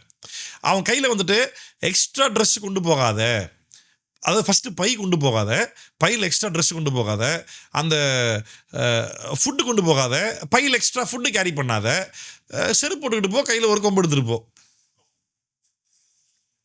எதுக்கு செருப்பும் கொம்பும் சொன்னார் அப்படின்னா, இவங்க ஒரு ஊர் வழியாக போகும்பொழுது மிருகங்கள் அட்டாக் பண்ண வருது, நாய் துரத்து வருது அப்படின்னா, மிருகங்கள் ரியலாக சொல்ல போனால் மிருகங்கள் தான். ஒரு ஊர் தாண்டி ஊருக்கு போகும்பொழுது கையில் கொம்பு இருந்தால் தனக்கு தற்காத்து கொள்வதற்காக. மலைகள் காடுகள் வழியாக ஏறி போகணும் அப்படின்றனால காலில் செருப்பு, மொத்தமாகவே நடந்து தான் போகணும், அதனால் காலில் செருப்பு போட்டுப்போம். பேசிக்காக என்ன தேவையோ எடுத்துகிட்டு போ. அப்போ சாப்பாடு ட்ரெஸ்லாம் பேசிக்காக தேவை இல்லையா? அதில் 2 வஸ்திரம் கொண்டு போகாதுன்னாரு. அப்படின்னா பேக் எடுத்துகிட்டு போகாதுன்னு சொல்லிட்டார். பேக்கில் எக்ஸ்ட்ரா ட்ரெஸ் கொண்டு போகாதுன்ட்டார். அவள் போட்டிருக்க ட்ரெஸ் மேலே இன்னொரு ட்ரெஸ் போட்டு போகலாம்ல, டபுளாக போட்டிருக்க ட்ரெஸ் மேலே இன்னொரு ட்ரெஸ் 2 வஸ்திரம் உடுத்திட்டு போவாத, டபுள் டியூனிக், டோன்ட் டூ இட், எடுத்துகிட்டு போவாத அப்படின்ட்டார். ஏன் அப்படின்னா, நீங்கள் மறுபடியும் நம்ம மார்க்கே வருவோமே, அடுத்து என்ன சொல்லுவார் பாருங்க, ஏன்னு சொல்லி அவர் ரீசன் சொல்லுவார். அதுக்கப்புறம் என்ன சொல்லுவார்? இப்போ எடுத்துகிட்டு போகாத, பின்பு அவர்களை நோக்கி, நீங்கள் எங்கேயாகிலும் ஒரு வீட்டில் பிரவேசித்தால் அந்த அவ்விடத்தை விட்டு புறப்படும் வரைக்கும் அங்கே தானே தங்கியிருங்கள். அப்போ என்ன பண்ணுறாரு? நீ எங்கே ஸ்டே பண்ணணும் அப்படின்றத விசுவாசத்தோடு என் பேரை சொல்லி, நீ இப்போது அந்த இடத்துல உனக்கு ஒருத்தர் இருப்பான், நான் ஒரு இடத்த உனக்கு ரெடி பண்ணுவேன். எவர்களாகிலும் உங்களை ஏற்றுக்கொள்ளாமலும் என்றாலும் கவனிங்க, அங்கே ஸ்டே பண்ணினா அவன் உனக்கு மாற்று வஸ்திரம் தருவான், அவன் உனக்கு ஃபுட்டு தருவான், அவன் உனக்கு தண்ணி தருவான். நீ என் நாமத்து நிமித்தமாக நீ போனீன்னா உன்னுடைய அடிப்படையான தேவைகள் கண்டிப்பாக சந்திக்கப்படும். அதில் வந்துட்டு சந்தேகமே கிடையாது. அந்த ஃபெய்த்தில் நீ ட்ரெயின் ஆகலைன்னா உன்னால் ஃப்யூச்சரில் நான் உயிர் தெழுந்து போயிட்ட பிறகு நீ அவை போய் ஊழியம் பண்ணுறன்ற பேரில் உன்னால் ஃபெய்த்தில் நிற்க முடியாது. அதுக்கு மாற என்ன பண்ணுருவேன்? நீ ட்ராவல் திங்ஸ் கொண்டு போகிற பற்றியா, அதுதான் நீ அதில் டிபெண்ட் பண்ண ஆரம்பிச்சிடுவேன். இப்போ ட்ராவல் திங்ஸ் கொண்டு போகாதுன்றது பாயிண்டே கிடையாது. இயேசுடைய முதல் ட்ரைனிங்கே, நீ ட்ராவல் திங்ஸ் கொண்டு போனாலும் பரவாயில்ல, கொண்டு போகலான்னு பரவாயில்ல, நீ நான் சொன்னன்ற பேரில் என்ன நம்பி நீ போறியா, அதுதான் கேள்வி. ஃபஸ்ட்டு ட்ரைனிங்கே ஃபெய்த்து தான், முதல் ட்ரைனிங்கே ஃபெய்த்து தான். நான் யோசிச்சு பாருங்க, 12 சீசன். இப்போ நான் ஏற்கனவே சொல்லியிருக்கேன் நினைக்கிறேன் உங்ககிட்ட, நான் இந்த 12 சீஷர்களில் பேதுருவை தவிர்த்து மற்ற எல்லாருமே பிலோ 18. தெரியுமா தெரியாதா? யாருக்காவது ஞாபகம் இருக்கா? பேதுருவை தவிர்த்து ரிமைனிங் 11 டிசைபிள்ஸ் ஆர் வெரி, எல்லாருமே வந்து டீனேஜர்ஸ் ஆராய்ச்சியாளர்கள் அப்படி தான் சொல்கிறாங்க. டீனேஜர்ஸ். ஒரு வாலிப பிள்ளைகிட்ட வந்துட்டு அவன் இப்போ இன்றைக்கி வாலிப பசங்கிட்ட உனக்கு அடுத்த லைஃப் என்ன நடக்கணும்னு ஆசைப்படுறப்பான்னு கேட்டால் ஒரு பெரிய லிஸ்ட்டே வச்சுருப்பான். அவங்க ஃபோனை வாங்கணும், காரை வாங்கணும், ஒரு பொண்ணை பார்க்கணும், கல்யாணம் பண்ணணும், நிறைய ஒரு லிஸ்ட்டே வச்சுருப்பாங்க பயங்கரமாக. அவங்களுக்கு ஆண்டவர் பிசாசை துரத்தும்படிக்கு அதிகாரத்தை கொடுத்துட்டு, நல்லா கவனிக்கணும், பிசாசை துரத்தும்படிக்கு அதிகாரத்தை கொடுத்துட்டு அதில் வழிக்கு இப்போ இதை இன்னும் டீட்டெயிலாக படிக்கணும் அப்படின்னா இதே சம்பவத்தை மார்க் 6 படிக்கணும்னு மத்தேயு 10 வாசிங்க.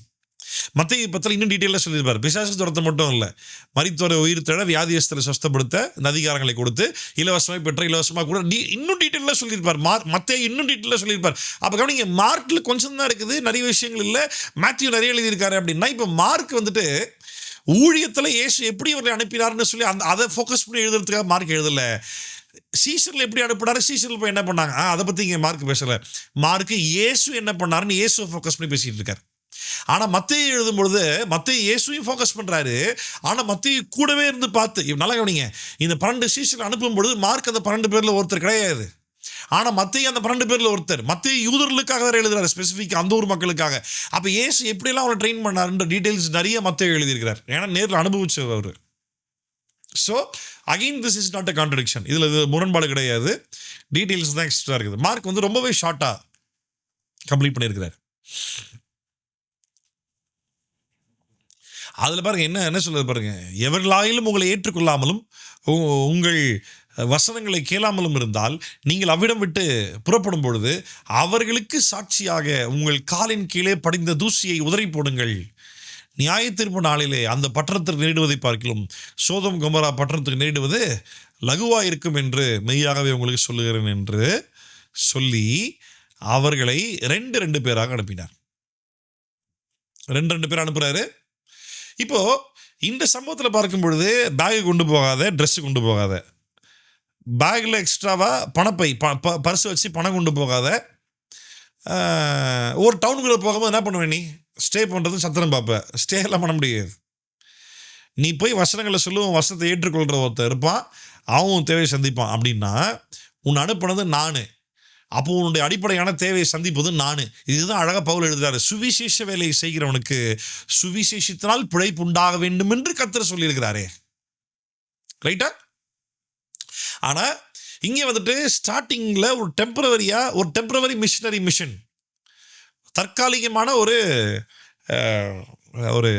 என்னது ஒரு ஊழியத்தினுடைய ஒரு காரியத்தை ஆண்டவர் வந்து கொடுக்குறார். ஒன்ஸ் ஃபார் ஆல் அனுப்பி விட்டுறல. ஆனால் நம்ம லூக்கா 22 வாசிக்கிறது ஒன்ஸ் ஃபார் ஆல் அனுப்பி விடுறது. அங்கே என்ன சொல்கிறாருன்னா, உன் கையில் பட்டயத்தை எடுத்துகிட்டு போ அப்படின்றார். இனி இருக்க போகிற நாட்கள் இன்னும் கொடுமையாக இருக்க போகுது.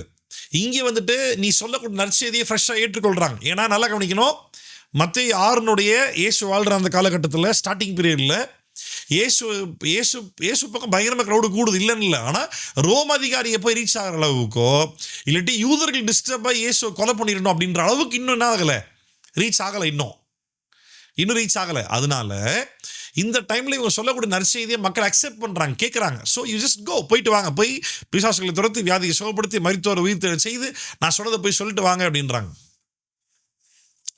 ஆனால் லூக்கா 22 வரும்பொழுது கடைசி டைம் அங்கே வந்து பார்த்தீங்கன்னா அந்த லாஸ்ட் சப்பர், அந்த சீஷரோட திருவிருந்து டைம், அதெல்லாம் அங்கே தான் படிப்போம் நம்ம. அந்த கடைசி டைமில் இயேசு அவர்கள் அனுப்பும் பொழுது இயேசுவை கொலை செய்யும்படிக்கு தேடிக்கொண்டிருக்கிறாங்க. அதை தேடிக்கிட்டு இருக்கிற டைமில் வந்துட்டு இனிமேல் நீ சொல்ல போகிற காஸ்பல் குட் நியூஸ் அதுக்கு வரவேற்பு கிடைக்க போகிறது இல்லை, அதுக்கு முழுக்க எதிர்ப்பு தான் கிடைக்க போகுது. நல்லா கவனிங்களேன், சுவிசேஷத்தை சொல்லி போராட்டங்கள் எழும்புச்சு, சுவிசேஷங்கள் சொன்னனால கலவரங்கள் உண்டாச்சு, சுவிசேஷம் சொன்னனால அடி உதைகள் வாங்கினாங்க, சுவிசேஷம் சொன்னனால மக்கள் கல்லை தூக்குனாங்க, சுவிசேஷம் சொன்னனால இரத்த சாட்சியை மறிப்பதற்கான நிலைகள் ஏற்பட்டுச்சு. சுவிசேஷத்தால் ஏகப்பட்ட காரியங்கள் நீங்கள் நடந்திருக்கு. ஆனால் இயேசு இருந்த ஆரம்ப நாட்கள் அப்படி இல்லை, அதிகாரிகள் பக்கத்தில் தான்.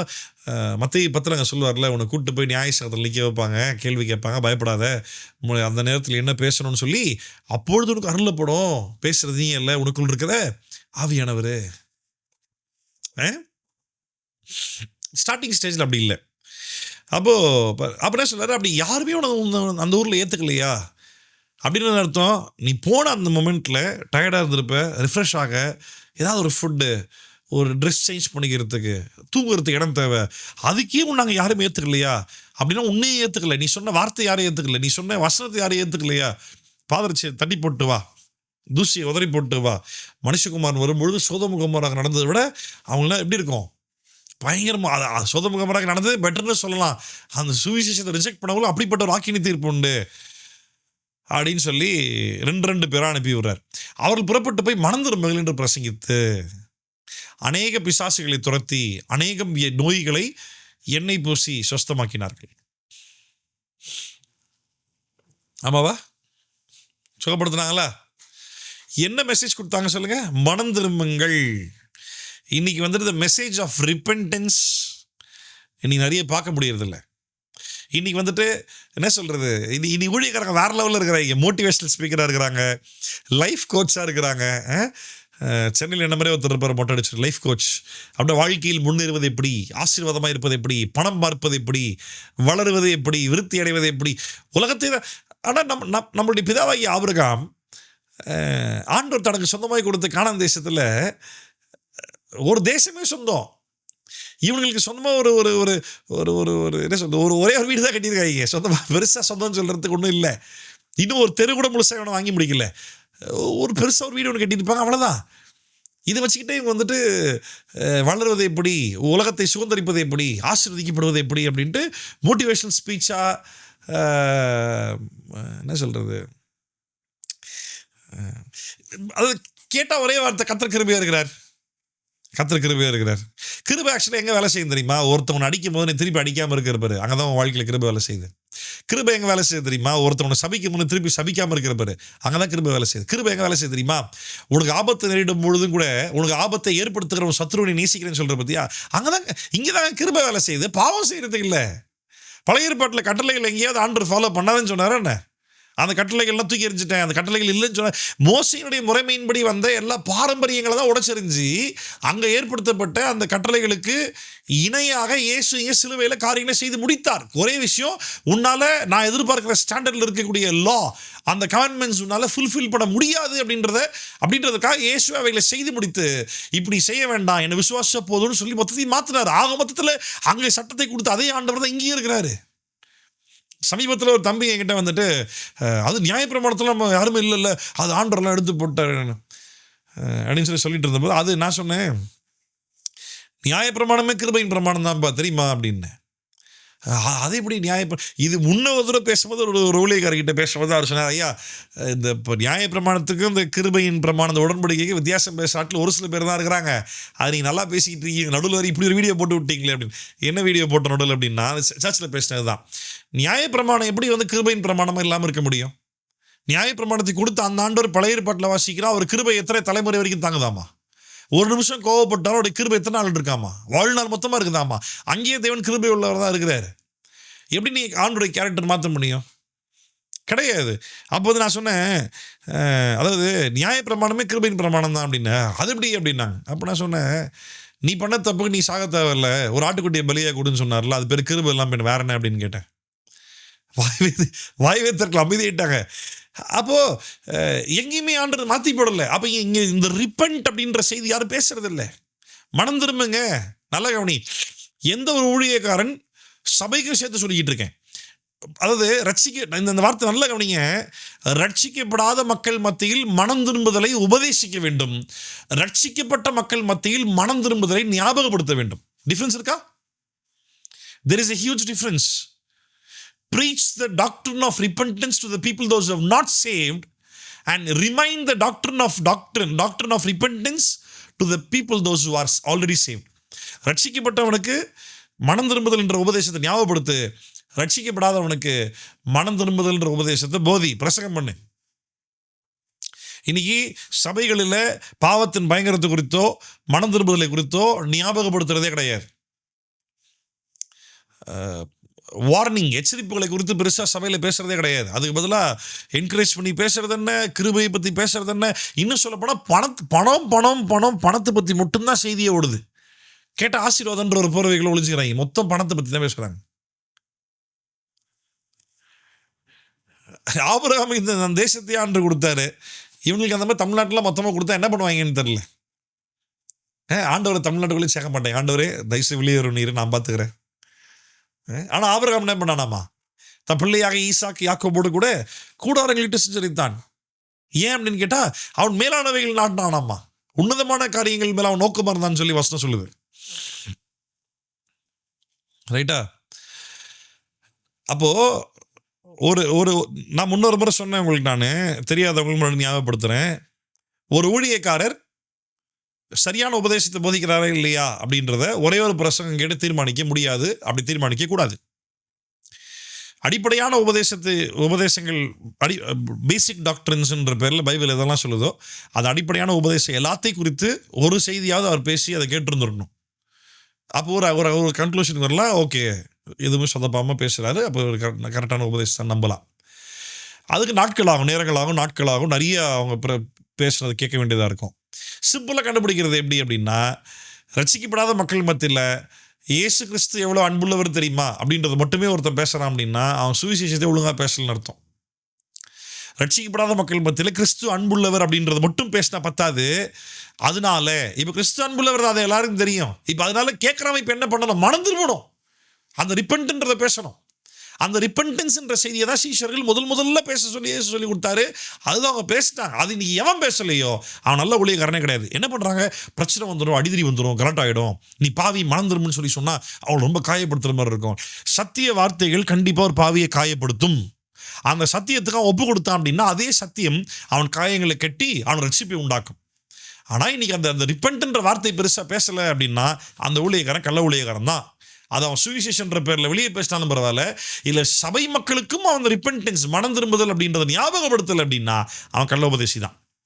நல்லா யோசிப்பாங்க. இன்னைக்கு இருக்கக்கூடிய இந்த பிரபலமான ஊழியர்கள் அப்படின்ற பேரில் லைம் லைட் பெற்ற ஊழியர்கள், ஃபேமஸான ஊழியர்கள் யாராவது ரிப்பன்டன்ஸ் பற்றி பேசுகிறாங்க? யாருமே பேசுகிறேன்னு நான் சொல்ல மாட்டேன், பட் மேக்சிமம் பேசுறதில்லை. அதிகபட்சமான மக்கள் மத்தியில் அங்கீகரிப்பை பெற்ற அதிகபட்சமான ஊழியர்கள், மேக்சிமம் ஊழியர்கள், அதுவும் இந்த கிரேஸ் கவர்னன்ட்ன்ற பேரில் ரிப்பன்டன்ஸ்ன்ற பட பேசுறதே கிடையாது. Reminder about repentance is very very important for the church. எபிரேயர் புஸ்தகத்தை வாசிங்க, 6-5 எச்சரிப்புகள் சபைக்கு எழுதப்பட்டிருக்கிறது. அப்படியே வெளிப்படுத்தின விசேஷத்தை வாசிங்க, சபையை குறித்து 7 எச்சரிப்புகள் கர்த்தர் 7 சபைகளுக்கும் ஒரு வார்னிங் ஆண்டவர் பேசியிருக்கிறார். It is very very important in the last days to preach about the repentance to the church believers. அப்படின்னா ப்ரீச்ன்றதை விட to remind about the repentance. நம்ம எல்லாரும் மனம் திரும்பியவர்கள் தான். அந்த மனம் திரும்புதலில் நிலைத்திருங்கள். திரும்பியும் தவறும் பொழுது மறுபடியும் மனம் திரும்பு, இருமா படைஞ்சு போயிடாத. என்ன சொல்கிறது, பெருமை பிடிச்சி மண்டகானம் ஏறி போய் ரொம்ப ஆடிடாத. அது ரொம்ப கவனமாக பிரசங்கம் பண்ணோம். அதில் இந்த எனக்கு ஒரு சில பேர்லாம் வாயில் வருது, அவ்வளோதான் சொன்னான். ஆமாம், இன்றைக்கி இருக்க இந்த நியூ காரன் பேசுகிற ஆட்கள், அதாவது மனம் திரும்புதலை எதை வச்சு கவர் பண்ணுறாங்க தெரியுமா? நான் கர்த்தருடைய பிள்ளை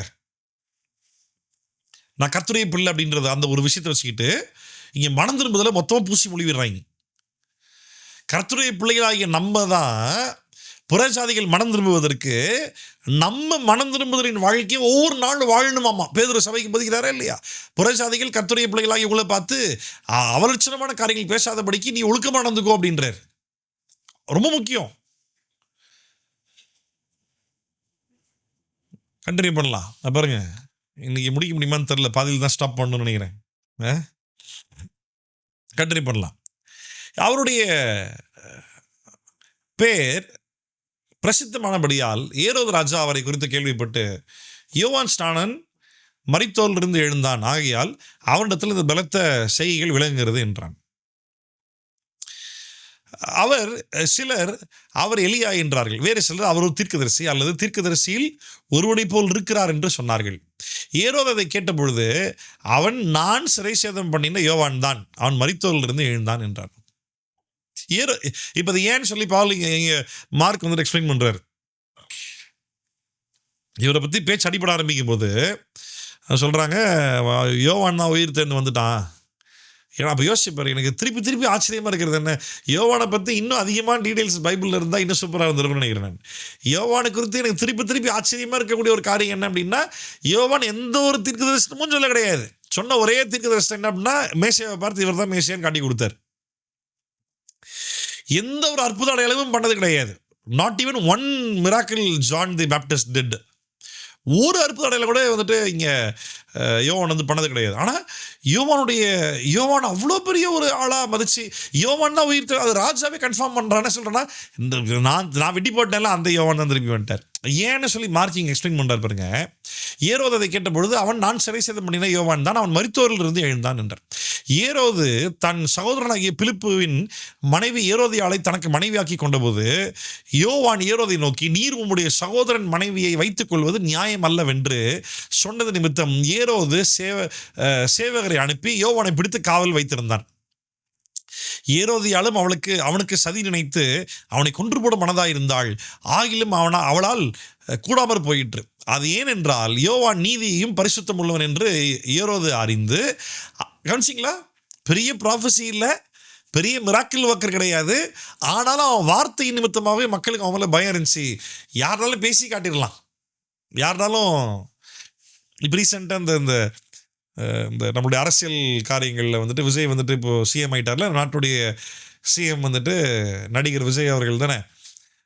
அவருக்கு வந்துட்டு மேடையில் ஒரு மேடையில் அவர் வந்து இந்த ஓட் பேங்கிங்காக அவர் பிரச்சாரம் பண்ண போன பொழுது அவர் பயங்கர டைலாக்ஸ் எல்லாம் எமோஷனலாக பேசினார்ல. மக்கள் கேட்டு சூச்சுன்னு பயங்கரமாக கத்தி ஆரவாரம் பண்ணாங்களே. எல்லாமே கம்ப்ளீட்டாக ஸ்கிரிப்டட் ஆமாம் தெரியுமா. அந்த ஸ்கிரிப்டே ஒரு ஃபோட்டோ எடுத்து அனுப்பிட்டான். இந்த வார்த்தையை பேசிய பிறகு 2 நிமிடங்கள் இடைவெளி கொடுத்து, உங்கள் சொந்த பாணியில் அழுகிறது போல காண்பிக்கவும், மைக்கை விட்டு ஒரு அடி பின் செல்லவும், மறுபடியும் வந்து I am sorry for the emotion என்று சொல்லவும். அப்படியே ஸ்கிரிப்ட் ஃபுல்லாக பக்காவா பெர்ஃபார்ம் பண்ணியிருக்காப்புல அப்படின்ட்டு ஒருத்தெல்லாம் வீடியோ எடுத்து போட்டு அப்படி காட்டி பேசிக்கிட்டு இருக்கான். ஸோ யாருனாலும் பேசி காட்டிடலாம், யாருனாலும் அப்படியே மனப்படம் பண்ணி அப்படியே ஆக்டிங் பண்ணி காட்டிடலாம். ஆனால் உன்னுடைய பேச்சில் நீ எவ்வளோதான் நடித்தாலும் நீதியால் நடிக்க முடியாது. பரிசுத்தமால் நடித்து காட்ட முடியாது. பரிசுத்தம் நீதி உனக்குள் இருந்து ஆட்டோமேட்டிக்காக வெளியே வர ஆரம்பிக்கும் பொழுது அது ஆவியானவருடைய வல்லமையோடு வெளியே வர ஆரம்பிக்கும்.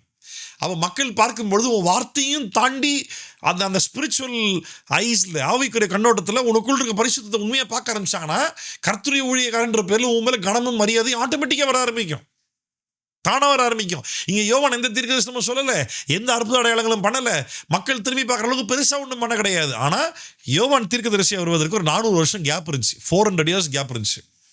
இன்னும் சொல்லப்போனால் யோவான் வந்துட்டு இதுக்கு முன்பாக இருந்த எந்த ஒரு தீர்க்கதரிசியை அபிஷேகம் பண்ணப்பட்டு ஒன்று யாரும் வந்தது கிடையாது. யோவான் டைரக்டாக வந்தார். ஏன் வந்துட்டு ராஜாவை அரெஸ்ட் பண்ணி, ராஜா வந்துட்டு தான் சகோதரனுடைய மனைவியை வச்சுட்டு இருக்காப்புல, அதை பார்த்துட்டு வந்துட்டு யோவான் வந்து ராஜாவே நீர் பண்ணுற தப்பு அப்படின்ட்டு டேரெக்டாக பேசிட்டாப்புல.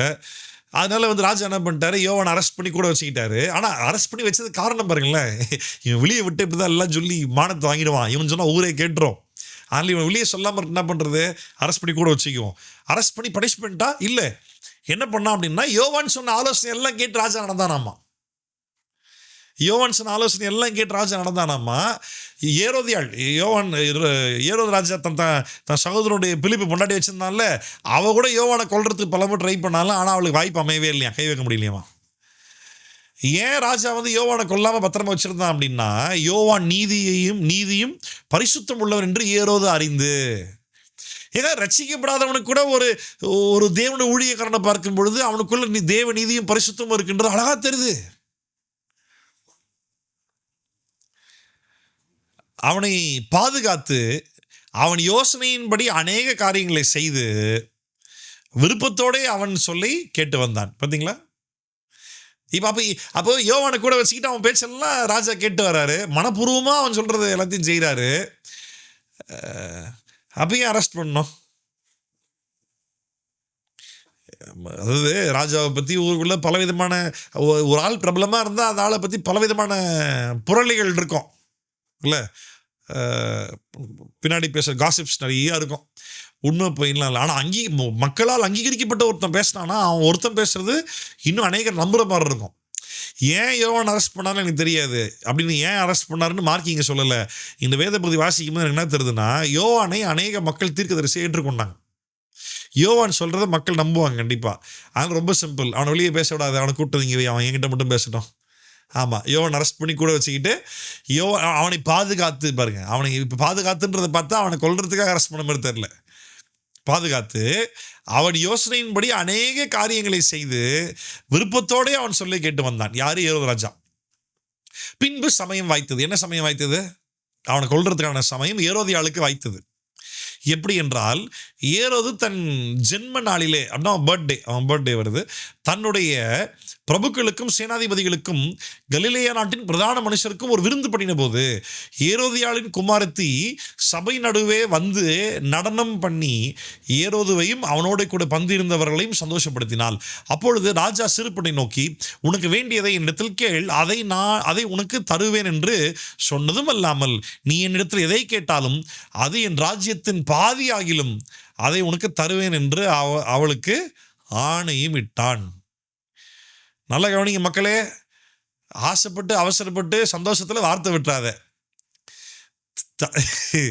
நிறைவேற்ற முடியாத வாக்குறுதிகள் யாருக்குமே கொடுக்காத. சரியா? உன் தகுதிக்கு மிஞ்சின வாக்குறுதிகள் யாருக்குமே கொடுக்காத. அது இந்த சிச்சுவேஷன் நல்லா கவனிக்கணும். ஹாப்பியாக இருக்கும்போது தான், நம்ம எதிர்பார்த்த விதத்தில் ஒருத்தர் செஞ்சிட்டான் அப்படின்றப்போ, உனக்காக நான் இன்னைக்கு சொல்கிறேன்டா, உனக்காக என் உயிரை கூட தருவேன்டா அப்படிலாம் சொல்கிறாத. அவன் நாளைக்கு அண்ணே உயிரை தாங்கன்னு 2 காலி. சரியா? அவசரப்பட்டு வாக்குறுதிகள் கொடுக்காதீங்க. எப்போ வாக்குறுதி கொடுப்போம்? நமக்கு ஒருத்தர் மேலே அதிகமாக பிரியம் வரும் பொழுது. இல்லை முக்கியமாக இந்த லவ் பண்ணுறாங்க அப்படின்ற ஒரு ஸ்டேஜ் வரும், தெரியும்ல எல்லாருக்கும். வாலிப பிள்ளைகளுக்கு ஐயோ இதுங்க அட்டகாசம் தாங்க முடியல, இதுங்க அப்படியே வயிற்றுலேருந்து மனசுலேருந்து மண்டை வரைக்கும் பட்டாம்பூச்சியாக பறக்கும் உள்ள ஃபுல்லாக பட்டாம்பூச்சியாக பாருங்க. அப்போ கேட்கணுமே, நீ இல்லாமல் நான் இல்லை, எல்லா பாட்டும் வரும் அப்பந்தான். ஆமாம், நீ இல்லாமல் நான் இல்லை, உனக்காக நான் அதை செய்வேன் இதை செய்வேன் அப்படி. இந்த பரதேஷ் நாய் 10ஆம் கிளாஸில் மேக்ஸில் பாஸ் ஆகிறது எந்த முக்குச்சுன்னு எனக்கு வீட்டில் கேட்டால் தெரியும். ஆனால் உனக்காக நான் அதை செஞ்சிருவேன் இதை செஞ்சிருவேன்.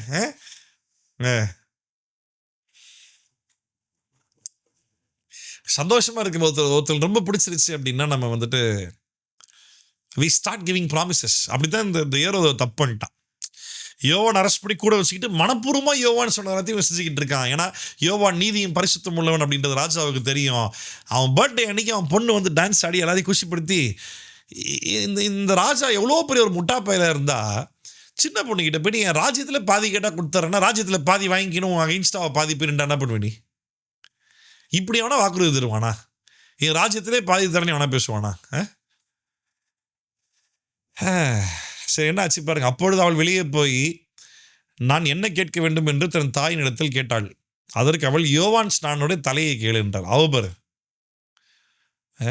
யோவான். உடனே அவள் ராஜாவிடத்தில் சீக்கிரமாய் வந்து, நீர் இப்பொழுதே ஒரு தாளத்தில் யோவான் ஸ்நானுடைய தலையை எனக்கு தர வேண்டும் என்று கேட்டாள். அப்பொழுது ராஜா மிகுந்த துக்கமடைந்து, நீ பேசும்போது ஒழுங்காக பேசியிருந்தா நீ ஏன் இப்போ துக்கமடைய போகிற? நிறைய பேர் இந்த ரிலேஷன்ஷிப்பில் நிறைய மாட்டிக்கிறதுக்கு காரணம் என்ன தெரியுமா? அந்த லவ்ன்ற பேரில் நிறைய வாக்குறுதிகள் கொடுத்துருப்பாங்க. இப்போ இது லைஃபுக்கு செட் ஆகாது, இது ரியாலிட்டி இல்லை, இது நமக்கு வேண்டாம் அப்படின்ட்டு இந்த ரிலேஷன்ஷிப் நம்ம பிரேக் பண்ணி தான் ஆகணும், தேவசித்தம் மாதிரி தெரில அப்படின்றப்போ அவன் சொன்ன வார்த்தையை இப்போ என்ன பண்ணுது அவனை? இல்லை அவன் மட்டும் சொல்லுவானா, அவள் சொன்ன வார்த்தையே இப்போ அவளை என்ன பண்ணுது? 2 பேரும் தான் ஆமாம் மாட்டிக்க வைக்குது. பாவம், ரொம்ப துக்கமடைந்தான். அப்பொழுது ராஜா மிகுந்த துக்கமடைந்தான். ஆகிலும் ஆணையின் நிமித்தம் கூட பந்தி இருந்தவர்கள் நிமித்தமும் அவளுக்கு அதை மறுக்க மனதில்லாமல் உடனே அவனுடைய தலையை கொண்டு வரும்படி சேவனுக்கு கட்டளையிட்டு அனுப்பினான். அந்தபடி அவன் போய் காவற்கூட்டத்திலே அவனை சிறைசேதம் பண்ணி அவன் தலையை ஒரு தாளந்தில் கொண்டு வந்து அதை அந்த சிறு பெண்ணிற்கு கொடுத்தான். அந்த சிறு பெண் அதை தன் தாயினிடத்தில் கொண்டு வந்தாள். அவனுடைய சீஷர்கள் அதை கேட்டபோது கேள்விப்பட்டு வந்து அவன் உடலை எடுத்து ஒரு கல்லறையில் வைத்தார்கள். இப்போ தெரியுதா, இயேசு வந்துட்டு அந்த யோவான் தான் உயிர் தேர்ந்து வந்துட்டாப்ல, நான் சிறைச்சேதம் பண்ணல சாவடிச்சால தலை வெட்டி அந்த யோவான் தான் வந்துட்டார். ஏன் இந்த பேச்சில் பேசிக்கிட்டு இருக்காங்க? ஏன்னா வந்து யோவானை வந்துட்டு வேணான்னு சொல்கிறது இங்கே ராஜாவுக்கு மனசு வரல. அந்த யோவான் தான் அப்படின்னு இயேசுவை பார்த்து சொல்லிட்டு இருக்கான். ஆனால் இயேசு அந்த யோவான் கிடையாது. சரியா? சரி, இதெல்லாம் நடந்துட்டு இருக்கு. அதே சமயத்தில் இயேசு சீஷர்கள் அனுப்பி, நல்லா கவனிங்க, ஸ்டோரி எங்கே நிற்கிது பாதியிலேயே. இயேசு 12 பேர் அனுப்பி விட்டுருக்காரு. அனுப்பி விட்ட அந்த கேப்பில் இதெல்லாம் நடக்குதாங்க நடுவில். ஏன்னா அது பாருங்க, அப்பொழுது அப்போஸ்தலர் அவரிடத்தில் கூடி வந்து தங்கள் செய்தவைகள் உபதேசித்தவைகள் யாவையும் அவருக்கு அறிவித்தார்கள். அவர் அவர்களை நோக்கி வனாந்தரமான ஒரு இடத்தில் தனித்து சற்றே இளைப்பாறும்படி போவோம் வாருங்கள் என்றார். ஏனெனில் வருகிறவர்களும் போகிறவர்களும் அநேகமாக இருந்தபடியினால் போஜனம் பண்ணுவதற்கும் அவர்களுக்கு சமயம் இல்லாதிருந்தது. அப்படியே அவர்கள் தனிமையாய் ஒரு படவில் ஏறி வனாந்தரமான ஒரு இடத்திற்கு போனார்கள். இப்போ நல்லா கவனிங்க, ஊழியத்தில் பிரேக் ரொம்ப முக்கியம். தொடர்ந்து ஊழியம் செஞ்சுட்டே இருக்கிறனால என்ன ஆகிடும் அப்படின்னா, நம்மளே அறியாமல் நம்ம ஒரு ஷெடியூல்களை மாட்டிக்குவோம். நமக்கே வந்துட்டு நான் கொஞ்ச நேரம் தனித்திருந்து ஆண்டவரோடு இருக்கணும் அப்படின்னாலும் நம்ம இந்த டைம் கிடைக்காம, இல்லை ஊழியம் இருக்கு அங்கே அந்த மாதிரி பாயிண்டில் என்ன ஆகுது அப்படின்னா, ஊழியக்காரர்களுக்கும் இயேசுடைய உறவு வேண்டும் அப்படின்றதை தாண்டி ஊழியக்காரங்களுக்கு இயேசுவோட ஊழியம் ரொம்ப முக்கியமாக இருக்குது. நிறைய ஊழியக்காரங்க இன்றைக்கி இயேசு தான் எங்களுக்கு முக்கியம் அப்படின்னு ஏன் சொல்கிறாங்கன்னா, இவங்க செய்கிற ஊழியத்தை இயேசுக்காக தானே செய்கிறோம் அப்படின்றனால சொல்கிறாங்களே தவிர, நடைமுறையாக அவங்க செய்கிற செயலை பார்க்கும் பொழுது இவங்க இயேசுவோட நேரத்தை செலவு பண்ணுறதை விட இயேசுக்காக ஊழியம் பண்ணுறன்ற பேரில் ஊழியத்தில் தான் அதிகமான நேரத்தை செலவு பண்ணுறாங்க. அது நல்லது, ஆனால் இயேசுவோட நேரத்தை அதிகமாக செலவு பண்ணுறது தான் இருக்கிறதே சால சிறந்தது. அது ரொம்ப முக்கியம். சரியா? அதனால் நீங்கள் எல்லோரும் ஊழியம் பண்ணுன்றதான் ஆசை, எல்லோரையும் ஊழியத்தில் என்கரேஜ் பண்ணுறேன். ஆனால் இயேசுவோட நேரத்தை செலவு பண்ணுறதை விட அதிகமாக ஊழியத்தில் வேண்டாம். அப்போ சீஷர்கள் போயிட்டு வந்து இந்த மாதிரி சொல்லும் பொழுது இயேசு என்ன பண்ணுறாரு, அவங்களை தனியாக படவில் கூப்பிட்டு போய் அவங்க சாப்பிட்றதுக்கு டைம் இல்லை, அவ்வளோ பிஸி ஆகிட்டாங்க, ரெஸ்ட்டே இல்லை. சரி, ரெஸ்ட் எடுக்கலாம் போகலாவான்னு போகும் பொழுது அவர்கள் புறப்பட்டு போகிறது ஜனங்கள் கண்டார்கள். அவரை அறிந்த அநேகர் சகல பட்டணங்களிலும் இருந்து கால்நடையாய் அவ்விடத்திற்கு ஓடி அவர்களுக்கு முன்னே அங்கே சேர்ந்து அவரிடத்தில் கூடி வந்தார்கள். பாருங்க, இந்த மாதிரி மக்கள்லாம் கிடைச்சா இவ்வளோ அழகாக இருக்கும்.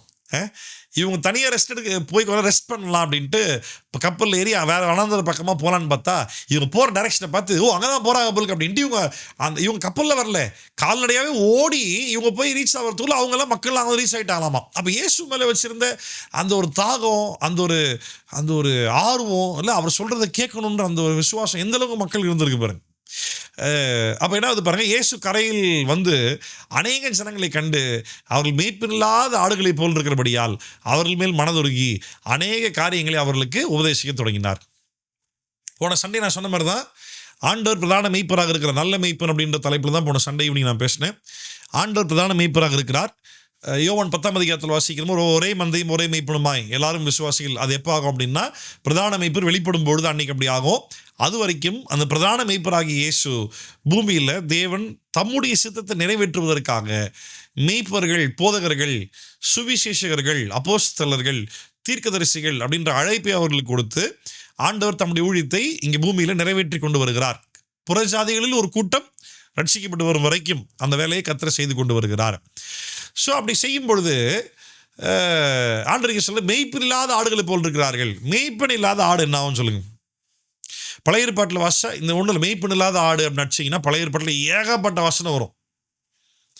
மெய்ப்பன் இல்லாத ஆடுகள் என்ன ஆகும் அப்படின்னா, சரியான மேய்ச்சலை கண்டடையாது. சில நேரத்தில் காட்டில் மேயற ஆட்டுக்கு புல்லுக்கு விஷ செடிக்கு வித்தியாசம் தெரியாது. அது சாப்பிட்ற ஆர்வத்தில் பச்சையாக இருக்குன்ற பேரில் விஷத்தையும் சேர்த்து தின்றோம். மெய்ப்பன்னா அதை பார்த்து பராமரிக்கணும். இங்கே வந்துட்டு மெய்ப்பர்களை ஆண்டவர் சபைக்கு ஏற்படுத்தியிருக்கிற காரணம் என்ன அப்படின்னா, சபை விசுவாசிகள் நம்ம யாக்கோபில் வாசிக்கிற மாதிரி தான் பலவிதமான உபதேசங்களை கேட்டு காட்டுனால அடிபட்டு போயிடக்கூடாது. அப்போ சரியான உபதேசத்தில் நிற்கிறோம் அப்படின்னா ஒரு மெய்ப்பனுடைய வழிநடத்துதல் ரொம்ப ரொம்ப சபைக்கு அவசியம். ஆண்டவர் தான் அதை ஏற்படுத்தியிருக்கிறார். நம்ம வாழ்கிற காலமே சபையின் காலம்தான். அப்போ வந்துட்டு மெய்ப்பன் இல்லாத ஆடு மந்தையில் இருக்காது வசனம் சொல்லுது. மெய்ப்பன் இல்லாத ஆடு கர்த்தருடைய கூட்டத்துக்குள்ள இருக்காது வசனம் சொல்லுது. மெய்ப்பன் இல்லாத ஆடு சிதறடிக்கப்பட்டு போகும் வசனம் சொல்லுது. மெய்ப்பன் இல்லாத ஆடு பராமரிப்புக்குள்ள இல்லாதபடினால அந்நிய சத்தத்தை கெட்டு போக வாய்ப்பு இருக்குது. மெய்ப்பன் கிட்ட இல்லைன்னா கசாப் கடையில் மாட்டிக்கிறதுக்கு வாய்ப்பு இருக்குது. நிறைய வாய்ப்புகள் இருக்குது. இன்னைக்கு மெய்ப்பர்கள் சரியான விதத்தில் சபையை ஆரோக்கியமாய் மேய்க்கிறது இல்லைன்ற ஒரு குற்றச்சாட்டு நிமித்தமாய் இன்னைக்கு சபையை வெறுத்து, ஐக்கியத்தை வெறுத்து, தலைமைத்துவங்களை வெறுத்து தன்னிச்சையாய் செயல்படக்கூடிய ஆட்கள் நிறைய பேர் இருக்கிறாங்க. நிறைய பேர் இருக்கிறாங்க. நான் போன வாரம் ஒரு தம்பிகிட்ட பேசிகிட்டு இருந்தேன்னு சொன்னேன் பார்த்தீங்களா அவங்ககிட்ட. அவங்க கூட இருக்க ஒரு 4-5 பேர்லாம் இந்த மாதிரி தான். அவங்க போயிட்டு இருந்தது NLG சர்ச் ஃபுல்லாகவே.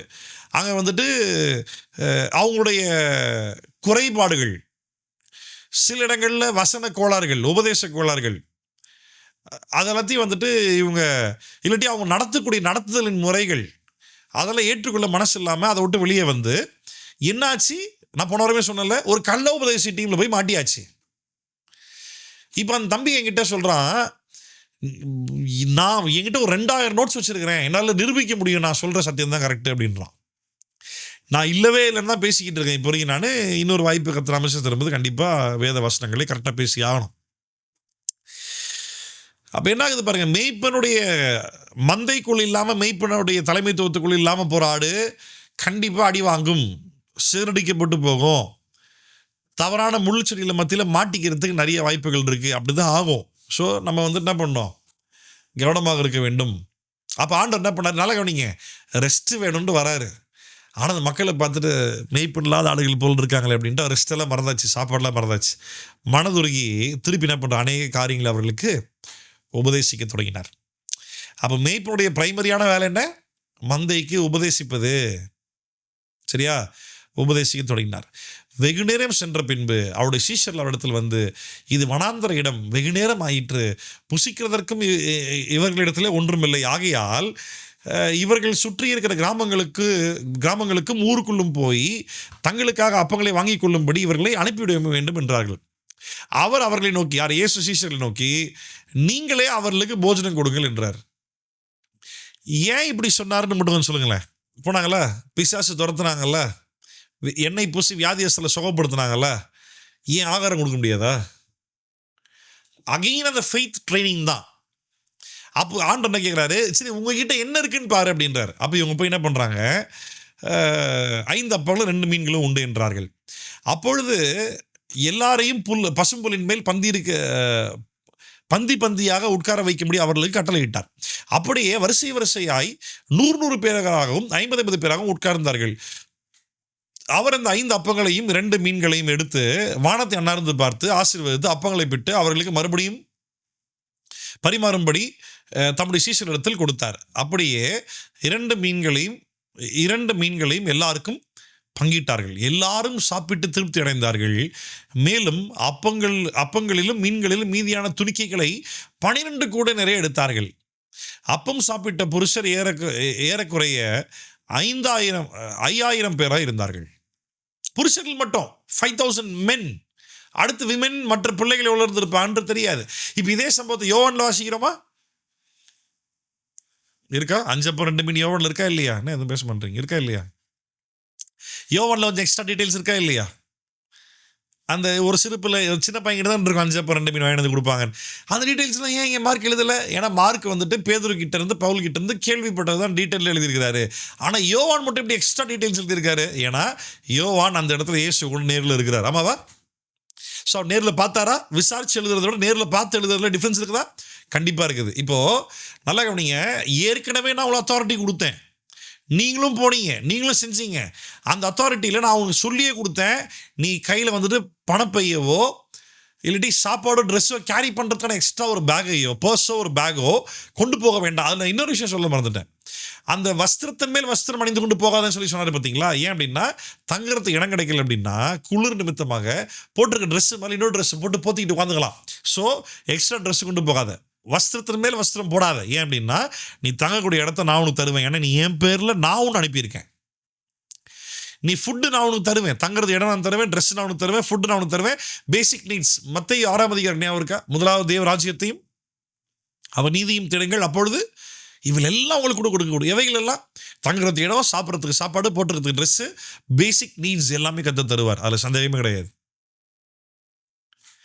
அப்படி இந்த இதில் வந்து 3ஆவதாக ஒரு சம்பவம் முடியுது. 4ஆவதான சம்பவம் பாரு, அடுத்து என்ன ஆகுது பாரு. இதே அதிகாரத்தில் மார்க் அடுத்தடுத்து நடந்த சம்பவங்கள் எழுதிட்டே வர்றாரு.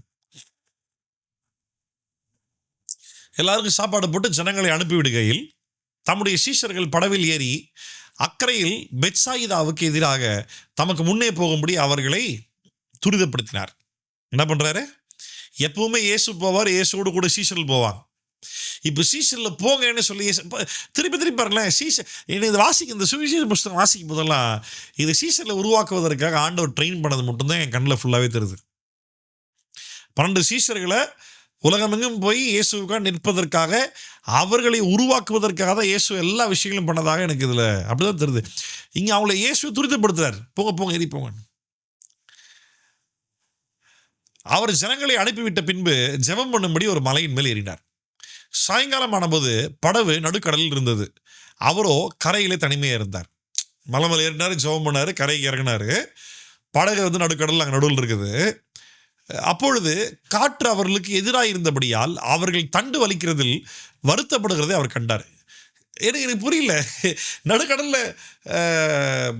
நடுக்கடலில் வந்துட்டு அங்கே படகு நிற்கிது, இவர் கரையில் இருக்கிறாரு, எதிர்காத்து இருக்குது, கஷ்டப்பட்டு தண்டு வலிக்கிறாங்க, படகு வலிச்சிட்டு வர முடியல, எப்படிங்கிறது பார்க்க முடியுது. நான் இதையும் நான் கண்டிப்பாக சொல்லுவேன், இயேசு சாதாரண மனுஷன் இல்லை, அவர் தேவன் அப்படின்றது இதுவும் ஆதாரம் தான். கரையில் நின்றுக்கிட்டு எப்படிங்க நடுக்கடல் இருக்கிற ஒரு கப்பல் கண்ணில் தெரியும்? சரி, அப்படியே தூரத்தில் தெரிஞ்சா கூட எதிர்காத்து அடிக்குது, அவங்க தண்டு வலிக்கிறதுக்கு போட்டு ஓட்டுறது ரொம்ப கஷ்டப்படுறாங்கன்னு எப்படி தெரியும்? சரி, அது மாத்திரமல்ல, இன்னொரு தெய்வத்தன்மை இன்னும் ப்ரூவ் பண்ணுறாரு பாருங்க.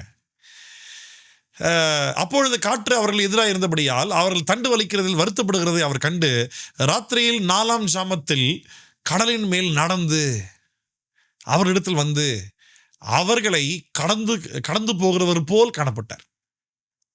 அவர் கடலின் மேல் நடக்கிறதை அவர்கள் கண்டு ஆவேசம் என்று எண்ணி, ஆவேசம் ஐயோ பிசாசு நினைக்கிறேன், ஐயோ பிசாசு சத்தமிட்டு அலறினார்கள்.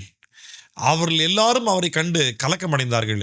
உடனே அவர் அவர்களுடனே பேசி, திடன் கொள்ளுங்கள், நான் தான், பயப்படாதிருங்கள் என்று சொல்லி அவர்கள் இருந்த படவில் ஏறினார்.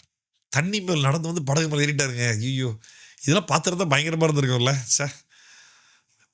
தண்ணி, அதாவது என்னால் இது இமேஜின் கூட பண்ண முடியல. அவர் தூரத்துலேருந்து கடல் நடுவில் இருக்கக்கூடிய கப்பலை பார்க்குறாரு, எதிர்காத்தா இருக்குது, கப்பலை அவ்வளோ இந்த பக்கம் கரையை நோக்கி ஓட்டவே முடியல. இவர் உடனே தண்ணி மேலே நடந்து போகிறார். இவனுக்கு பார்த்துட்டு ஐயோ பிசாசே யாரா இருங்க, பயப்படாதீங்கப்பா, நான் தான்ப்பா அப்படின்ட்டு தண்ணியில் ஒரு நடந்து போய் படகுல ஏறி வந்துட்டார்.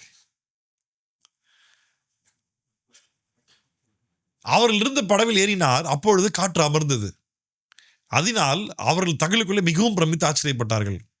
அவருடைய இருதயம் கடினம் உள்ளதா இருந்தபடியினால் அப்பங்களை குறித்து அவர்கள் உணராமல் போனார்கள். என்னவா? அவங்களுக்கு கொடுத்த அத்தாரிட்டியை மறந்துட்டாங்க. நல்ல கவனி, ஒரு பயங்கரமான ஒரு ட்ரூத் ஒன்று இருக்குது. என்ன அப்படின்னு நான் கவனிங்க, எனக்கு ஆண்டு புரிய வச்சு நான் சொல்றேன். எப்பெல்லாம் ஊழியத்துடைய பாதைகளில் பிரம்மாண்டங்கள் பார்க்கிறீர்களோ, அந்த பிரம்மாண்டத்து நிமித்தமாய் உபதேசத்தை மறக்க வாய்ப்பு இருக்கு. மறந்துடாதீங்க. மிராக்கிள் நடக்குது, பிசாசுகள் ஓடுது. நான் இன்னைக்கு பைபிள் ஸ்டடி ஸ்டார்ட் பண்றதுக்கு முன்னாடி ஏதாச்சும் ஷார்ட்ஸ் வந்துச்சு, அதை பார்த்தேன். வேதத்திற்கு முரண்பாடான ஒரு வெளித்தோற்றம். மொத்தம் ஹேர்ஸ், முடி ஃபுல்லாக பிரைடட் ஹேர்ஸ், ஆஃப்ரிக்கன் மாதிரி ஃபுல் பிரைடட் ஹேர்ஸ். ஆஃப்ரிக்கன்னா அந்த முடி இவ்வளோ தூரத்துக்கு ஃபுல்லாக வளர்த்துருக்காப்புல, ஆம்பளை மாதிரி தெரிந்து மூக்குத்தி போட்டிருக்காப்புல, கோட் ஷூட்டில் இருக்காரு. ஆனால் ஒரு லேடி வந்துட்டு ஆஃப்ரிக்கன் லேடி தான். அவர் தீர்க்கதரிசின்னு சொல்லி வந்துட்டு, நான் வந்துட்டு உங்களை தான் பார்க்க வந்தேன். அவர் அப்பான்னு சொல்லி கொடுத்து, அப்பா இங்கிலீஷில் பேசிச்சு, அப்பா இந்த மாதிரி என் வீட்டில் ஏகப்பட்ட பிரச்சனை, அப்படி ஆக்கும் இப்படி ஆக்கும் அப்படின்ன உடனே அவர் டக்குன்னு என்ன பாரு என் கண்ணப்பார் அப்படின்னு சொல்லிட்டு டக்குன்னு ஏதோ அவங்க லாங்குவேஜில் ஏதோ ஒன்று சொன்னார். அது சப்டைட்டில் போட்டிருந்தாங்க. அப்படின்னு என்ன அர்த்தம் அப்படின்னா, நீ என்கிட்ட பொய் பேசாத அப்படின்னு அர்த்தம். சொன்ன உடனே அந்த பொம்பளை பேய் பிடிச்சி ஊன்னு கத்தி ஆடி உருண்டு ஏசு நாமத்தில் போகலையே அப்படின்ட்டு பயங்கரமாக துரத்துது. இந்த பிரம்மாண்டங்கள் பார்க்கும்போது சம்டைம்ஸ்னா கூட நமக்கு ஒரு மாதிரி அப்படியே பதட்டமாக இருக்கும், புல்லரிக்கிற மாதிரி இருக்கும், ஒரு ஒரு ஒரு ஃபீல் ஒன்று வரும். நல்லா கவனிங்க, ஆண்டவர் எப்போ அற்புதம் பண்ணணும், யாருக்கு பண்ணணும் முடிவு பண்ணுறாரோ அவர் பண்ணுவார். அதில் சந்தேகமே கிடையாது. கண்டிப்பாக ஆண்டவர் அற்புதங்களை செய்வார். அற்புதங்களை தேவன் சுவிசேஷம் ரீச் ஆகணும் அப்படின்றதுக்காக தான் பண்ணுறாரே தவிர காரணமே இல்லாமல் எல்லாருக்கும் ஆண்டவர் சும்மா அப்படி அற்புதம் பண்ணிக்கிட்டே இருப்பார் கிடையாது, கிடையவே கிடையாது. அப்படி ஆண்டவர் அற்புதம் பண்ணுகிறவர் அல்ல. ஆண்டவர் செய்கிற எல்லா அற்புதத்திற்கும் பர்பஸ் உண்டு, காரணங்கள் உண்டு, மீனிங் உண்டு. சும்மா ஜஸ்ட் லைக் தட் அற்புதங்கள் பண்றவர் நம்ம ஆண்டவர் கிடையாது. அப்படி பர்பஸ் இல்லாம ஆண்டவர் எதுவுமே பண்ண மாட்டார். இவங்க இருதயம் கடினப்பட்டிருந்தபடினால அவங்க வந்துட்டு அந்த அப்பங்களை குறித்து ஒண்ணுமே உணராம போயிட்டாங்களாம். அடுத்து வாசிக்க பாருங்க. அவர்கள் கடலை கடந்து கெனசரேத் என்னும் நாட்டிற்கு வந்து கரை பிடித்தார்கள். அவர்கள் படவிலிருந்து இறங்கின உடனே ஜனங்கள் அவரை அறிந்து அந்த சுற்றுப்புறம் எங்கும் ஓடித் திரிந்து பிணியாளிகளை படுக்கைகளில் கிடத்தி அவர் வந்திருக்கிறார் என்று கேள்விப்பட்ட இடங்களில் எல்லாம் சுமந்து கொண்டு வந்தார்கள். அல்லாமலும் அவர் பிரவேசித்த கிராமங்கள், பட்டணங்கள், நாடுகள் எவைகளோ அவைகளின் சந்தை வெளிகளிலே வியாதிக்காரரை வைத்து அவருடைய வஸ்திரத்தின் ஓரத்தையாகிலும் அவர்கள் தொடும்படி உத்தரவாக வேண்டும் என்று அவரை வேண்டிக் கொண்டார்கள். அவரை தொட்ட யாரும் சுஸ்தமானார்கள். இப்படி ஞாபகம் இருக்கா? இவங்க ஒரு ரவுண்டு ஊழியை முடிச்சு கடலில் ஏறி பிரயாணம் பண்ணி அந்த அடுத்த ஊரில் இறங்கி இங்கிட்டு வரத்துக்குள்ளே ஏற்கனவே நடந்த சம்பவம் ஃபுல்லாக பிரசித்தமாயிருச்சு. என்ன சம்பவம் பார்த்தோம் போன சாப்டர்? நம்ம அந்த பெரும்பாடுள்ள ஸ்திரீ அந்த வஸ்திரத்தை தொட்டு சுகமானால அந்த விஷயம் தெரிஞ்சிச்சு. இப்போ எல்லாரும் வந்து இப்படினால எனக்கு தெரியல, எனக்கு இந்த இடத்துல ஏசு எப்படி அது ஆண்டருடைய ஸ்டாக் ஹவுஸில், அவருடைய ஸ்டோர் ஹவுஸில் வந்துட்டு அவருடைய பவர் ஒன்றும் காலியாக இப்போ போகிறது இல்லை. எத்தனை பேர் சுகப்பட்டாலும் பிரச்சனை இல்லையா, அவரால் எவ்வளோ நாளும் பண்ண முடியும், என்னன்னாலும் பண்ண முடியும். ஆனால் வந்த பர்பஸ் பண்ணுறதுல மட்டும்தான் அவர் கவனமாக இருந்தார். எத்தனை வியாதியஸ்தில் சுகமானாலும் எவ்வளோ ஆனாலும் இவர் உபதேசிக்க தொடங்கினார். ஞாபகம் அங்கே வந்துட்டு மார்க் 6ஆம் அதிகாரம் ஸ்டார்டிங்கில் வாசித்தோம். அந்த ஊர் மக்களை ஒரு சில பேர் மட்டும் தான் குணப்படுத்த முடிஞ்சது. இவர் வந்திருக்காருன்றது கேள்விப்பட்டு அநேகர் அந்த இடத்துக்கு வரும்பொழுது அவர் என்ன பண்ண ஆரம்பிச்சாரா? உபதேசிக்க தொடங்கினார். டயர்டாக இருக்க ரெஸ்ட் எடுக்கலான்னு போனாரா? அப்படி ஒரு போகிற திசையை நோக்கி அங்கே மக்கள் ஓடிய வந்துட்டாங்களா? வந்தவங்களுக்கு ஆண்டவர் உடனே அற்புதம் செய்ய ஆரம்பிக்கல, செஞ்சார். ஆனால் வந்த மக்கள்கிட்ட முதல்ல பேச ஆரம்பிச்சிட்டார். தேவ ராஜ்யத்தை இன்னைக்கு பிரசங்கிப்பது வெரி வெரி இம்பார்ட்டன்ட், அதை மறக்காதீங்க, சரியா? ஆமாம். அப்போது இங்கே இருக்க மக்கள் எல்லாருமே வந்துட்டு ஓடி போய் சந்தைகளில், தெருக்களில், வீடுகளில் போய் இருக்கிற எல்லா வியாதியை தூக்கிட்டு வந்துட்டு சந்தை மார்க்கெட் கேப்பில் வழி சின்னதாக இருக்கும்ல, ஆமாம், யார் இருந்தாலும் உட்கார வச்சிட்டாங்க. ஆண்டோடைய ட்ரெஸ்ஸாக தொட்டால் சுகமாட்டோம். ஆனால் யாரெல்லாம் விசுவாசத்தில் தொட்டாலும் அவங்களாம் சுகமானாங்க. அவங்க ஃபெய்த் அவங்களை காப்பாற்றிருச்சு. ஆனால் அந்த வியாதிகளிலிருந்து காப்பாற்றப்பட்ட எத்தனை பேர் இயேசுவை மேசியா என்று சொல்லி ஏற்றுக்கொண்டு ரசிக்கப்பட்டாங்க அப்படின்ற டீட்டெயில் இங்கே மார்க் சொல்லலை. அப்படி ஒரு நடந்துருந்தா சொல்லியிருப்பார்ல. பர்பஸ் இது தானே, நோக்கமே இது தானே.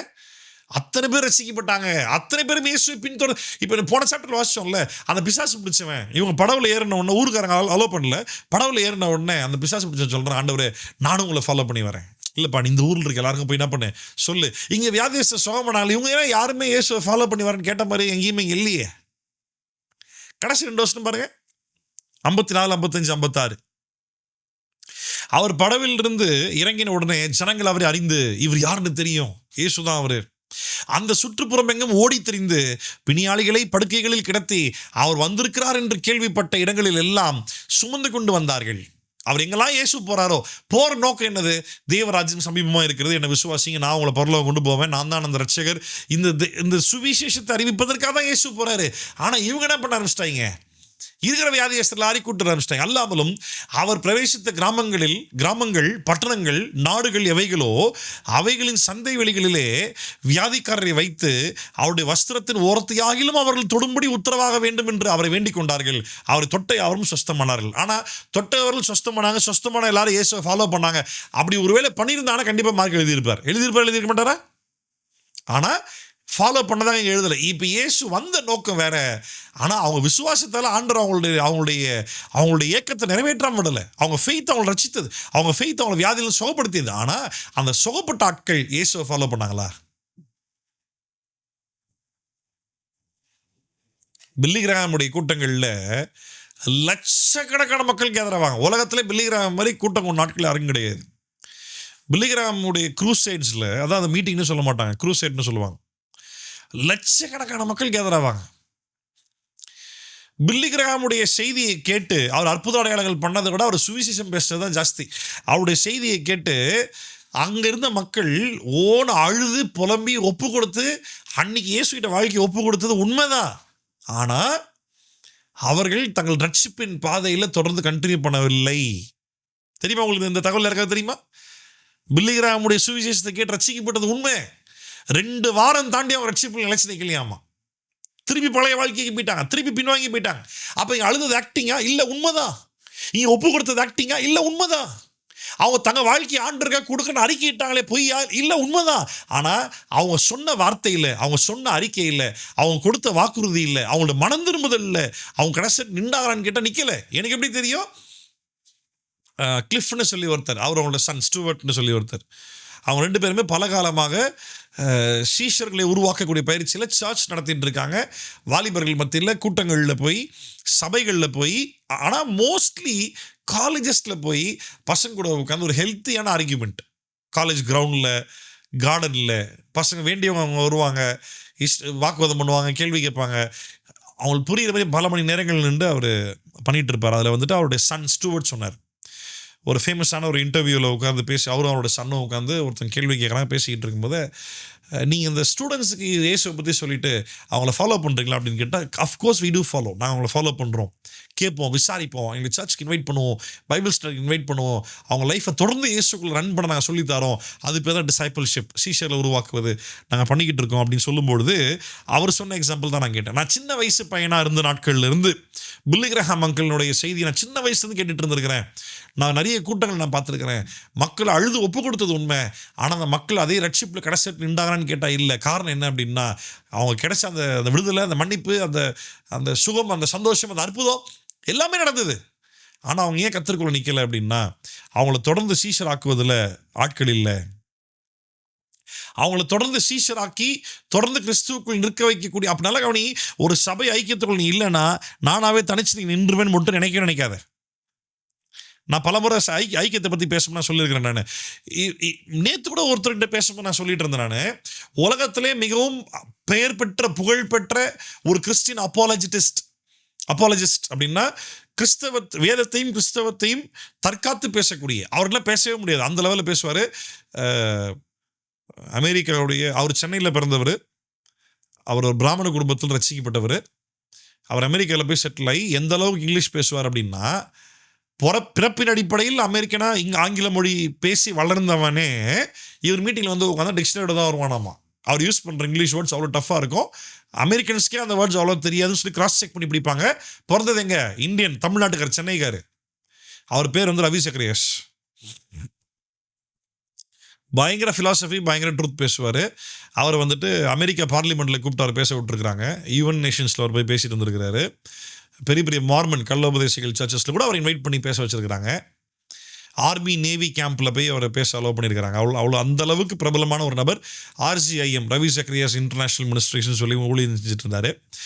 அவர் சிறப்பாக ஊழியம் செஞ்சார். செத்துட்ட பிறகு இறந்துட்டார், ரீசெண்டாக இறந்துட்டார். செத்த பிறகு அவருக்கு ஒரு கள்ள தொடர்பு இருந்ததாகவும், பணத்தினுடைய காரியத்தில் நிறைய மோசடி பண்ணதாகவும் அவரை குறித்து சர்ச்சையில் ஆதாரபூர்வமான காரியங்கள் கோர்ட்டில் நிரூபிக்கப்பட்டுச்சு. ஒரே காரணம் மட்டும்தான், he was not accountable, he was not transparent, he was never in a fellowship. இது மூணுத்து மீனிங் என்ன? he is never a part of a church. அக்கௌண்டபிளா இல்லை, கணக்கு ஒப்புவிக்கக்கூடிய லெவலில் இல்லை, டிரான்ஸ்பரண்ட், ஒளிவு மறைவு இல்லாமல் எல்லாத்தையும் ஒருத்தர் பகிர்ந்து கொள்ளக்கூடிய அந்த நிலைமையில் இல்லை, ஐக்கியத்தில் இல்லை. ஏன்? ஆள் பயங்கர பிஸி, சுத்திக்கிட்டே இருப்பாங்க உலகம் ஃபுல்லா. அப்படி நீ சுத்தி ஒன்று ஊழியம் பண்ண அவசியம் இல்லை, அப்படி சுத்தி ஊழியம் பண்ண அவசியம் இல்லை. இது மூணுத்துக்கு என்ன அர்த்தம்? ஐக்கியத்தில் இல்லை. அப்போ ஐக்கியத்தில் இருக்க எல்லாருமே ஒளிவு மறைவு இல்லாமல் இருக்கிறாங்களா? எல்லாரும் எல்லாரோட இல்லைனாலும் பரவாயில்ல, அட்லீஸ்ட் இருக்க வேண்டிய அளவுக்கு அது இருந்தால் போதும்ன்றேன். ஆமாவா? ஆமாம். அப்போது இயேசு கிறிஸ்து செய்த அற்புதங்களை பெற்றுக்கொண்ட மனிதர்கள் ஜாஸ்தி, ஆனால் எத்தனை பேர் இயேசுவை ஃபாலோ பண்ணாங்கன்றதான் முக்கியம். 10 குஷ்டரோகி வந்தான், ஒருத்தர் தான் திரும்பி வந்தான், மிச்சம் 9 பேர் எங்கன்னு தான் கேட்டார். அற்புதங்களை பெற்ற எல்லாரும் ரட்சிப்பில் நிலைத்து நிற்கிறது இல்லை. சுவிசேஷத்தை கேட்டு ஒப்பு கொடுத்த எல்லாருமே கடைசி வரைக்கும் ரட்சிப்பில் நிலைச்சு நின்றது கிடையாது.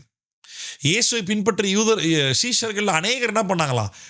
இந்த உபதேசம் கடினமாக இருக்குது, இந்த உபதேசத்தில் யார் நிலைச்சு நிற்பா?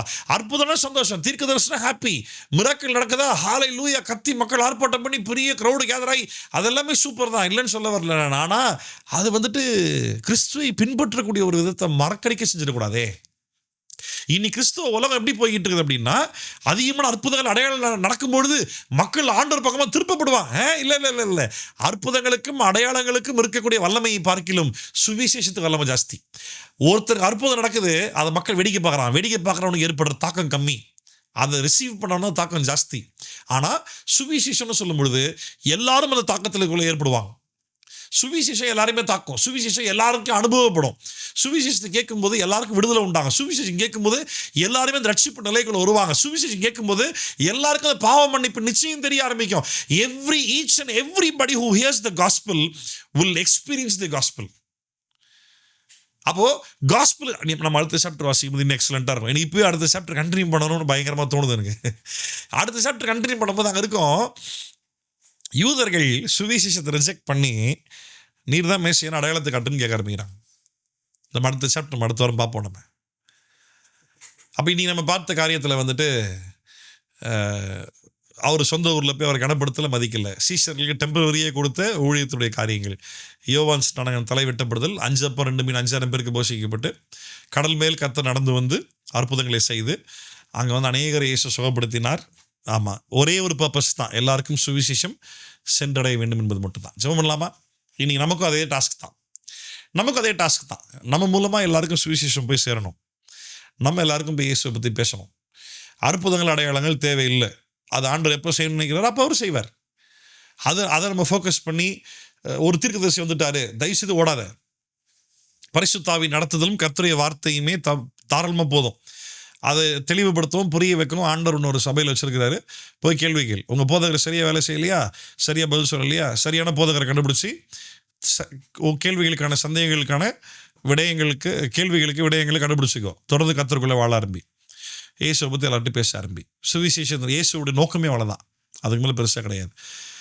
அதற்காக ஒரு விஷயம் கூடி நம்ம கமிட் பண்ணி ஜெபம் பண்ணி நீங்கள் ஆண்டுகளை ஒப்பு கொடுப்போம். ஜெபம் இல்லாமா? பரலோகத்தில் இருக்கும் நல்ல பிதாவே, இந்த ஆஸ்வதிக்கப்பட்டது நல்ல வேலைக்காய் உமக்கு நன்றி.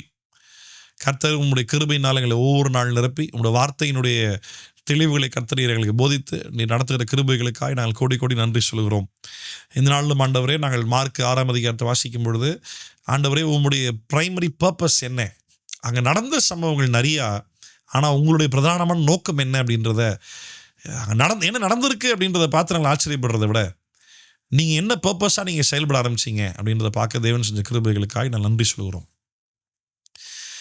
தகப்பனே, உங்களுக்கு நன்றியப்பா. இந்த வார்த்தைகளில் நாங்கள் தொடர்ந்து நிலைத்திருக்க கத்த கிருபை தார். அந்த ஒவ்வொரு பிள்ளைகளுக்காக நன்றி. எல்லாரையும் ஆசீர்வதித்து பரிசுத்த ஆவி நடத்துதலில் தொடர்ந்து வாழ கத்தரின் கிருபை தாரும். பாதுகாத்துக்கொள்ளுங்க, வழிநடத்துங்க.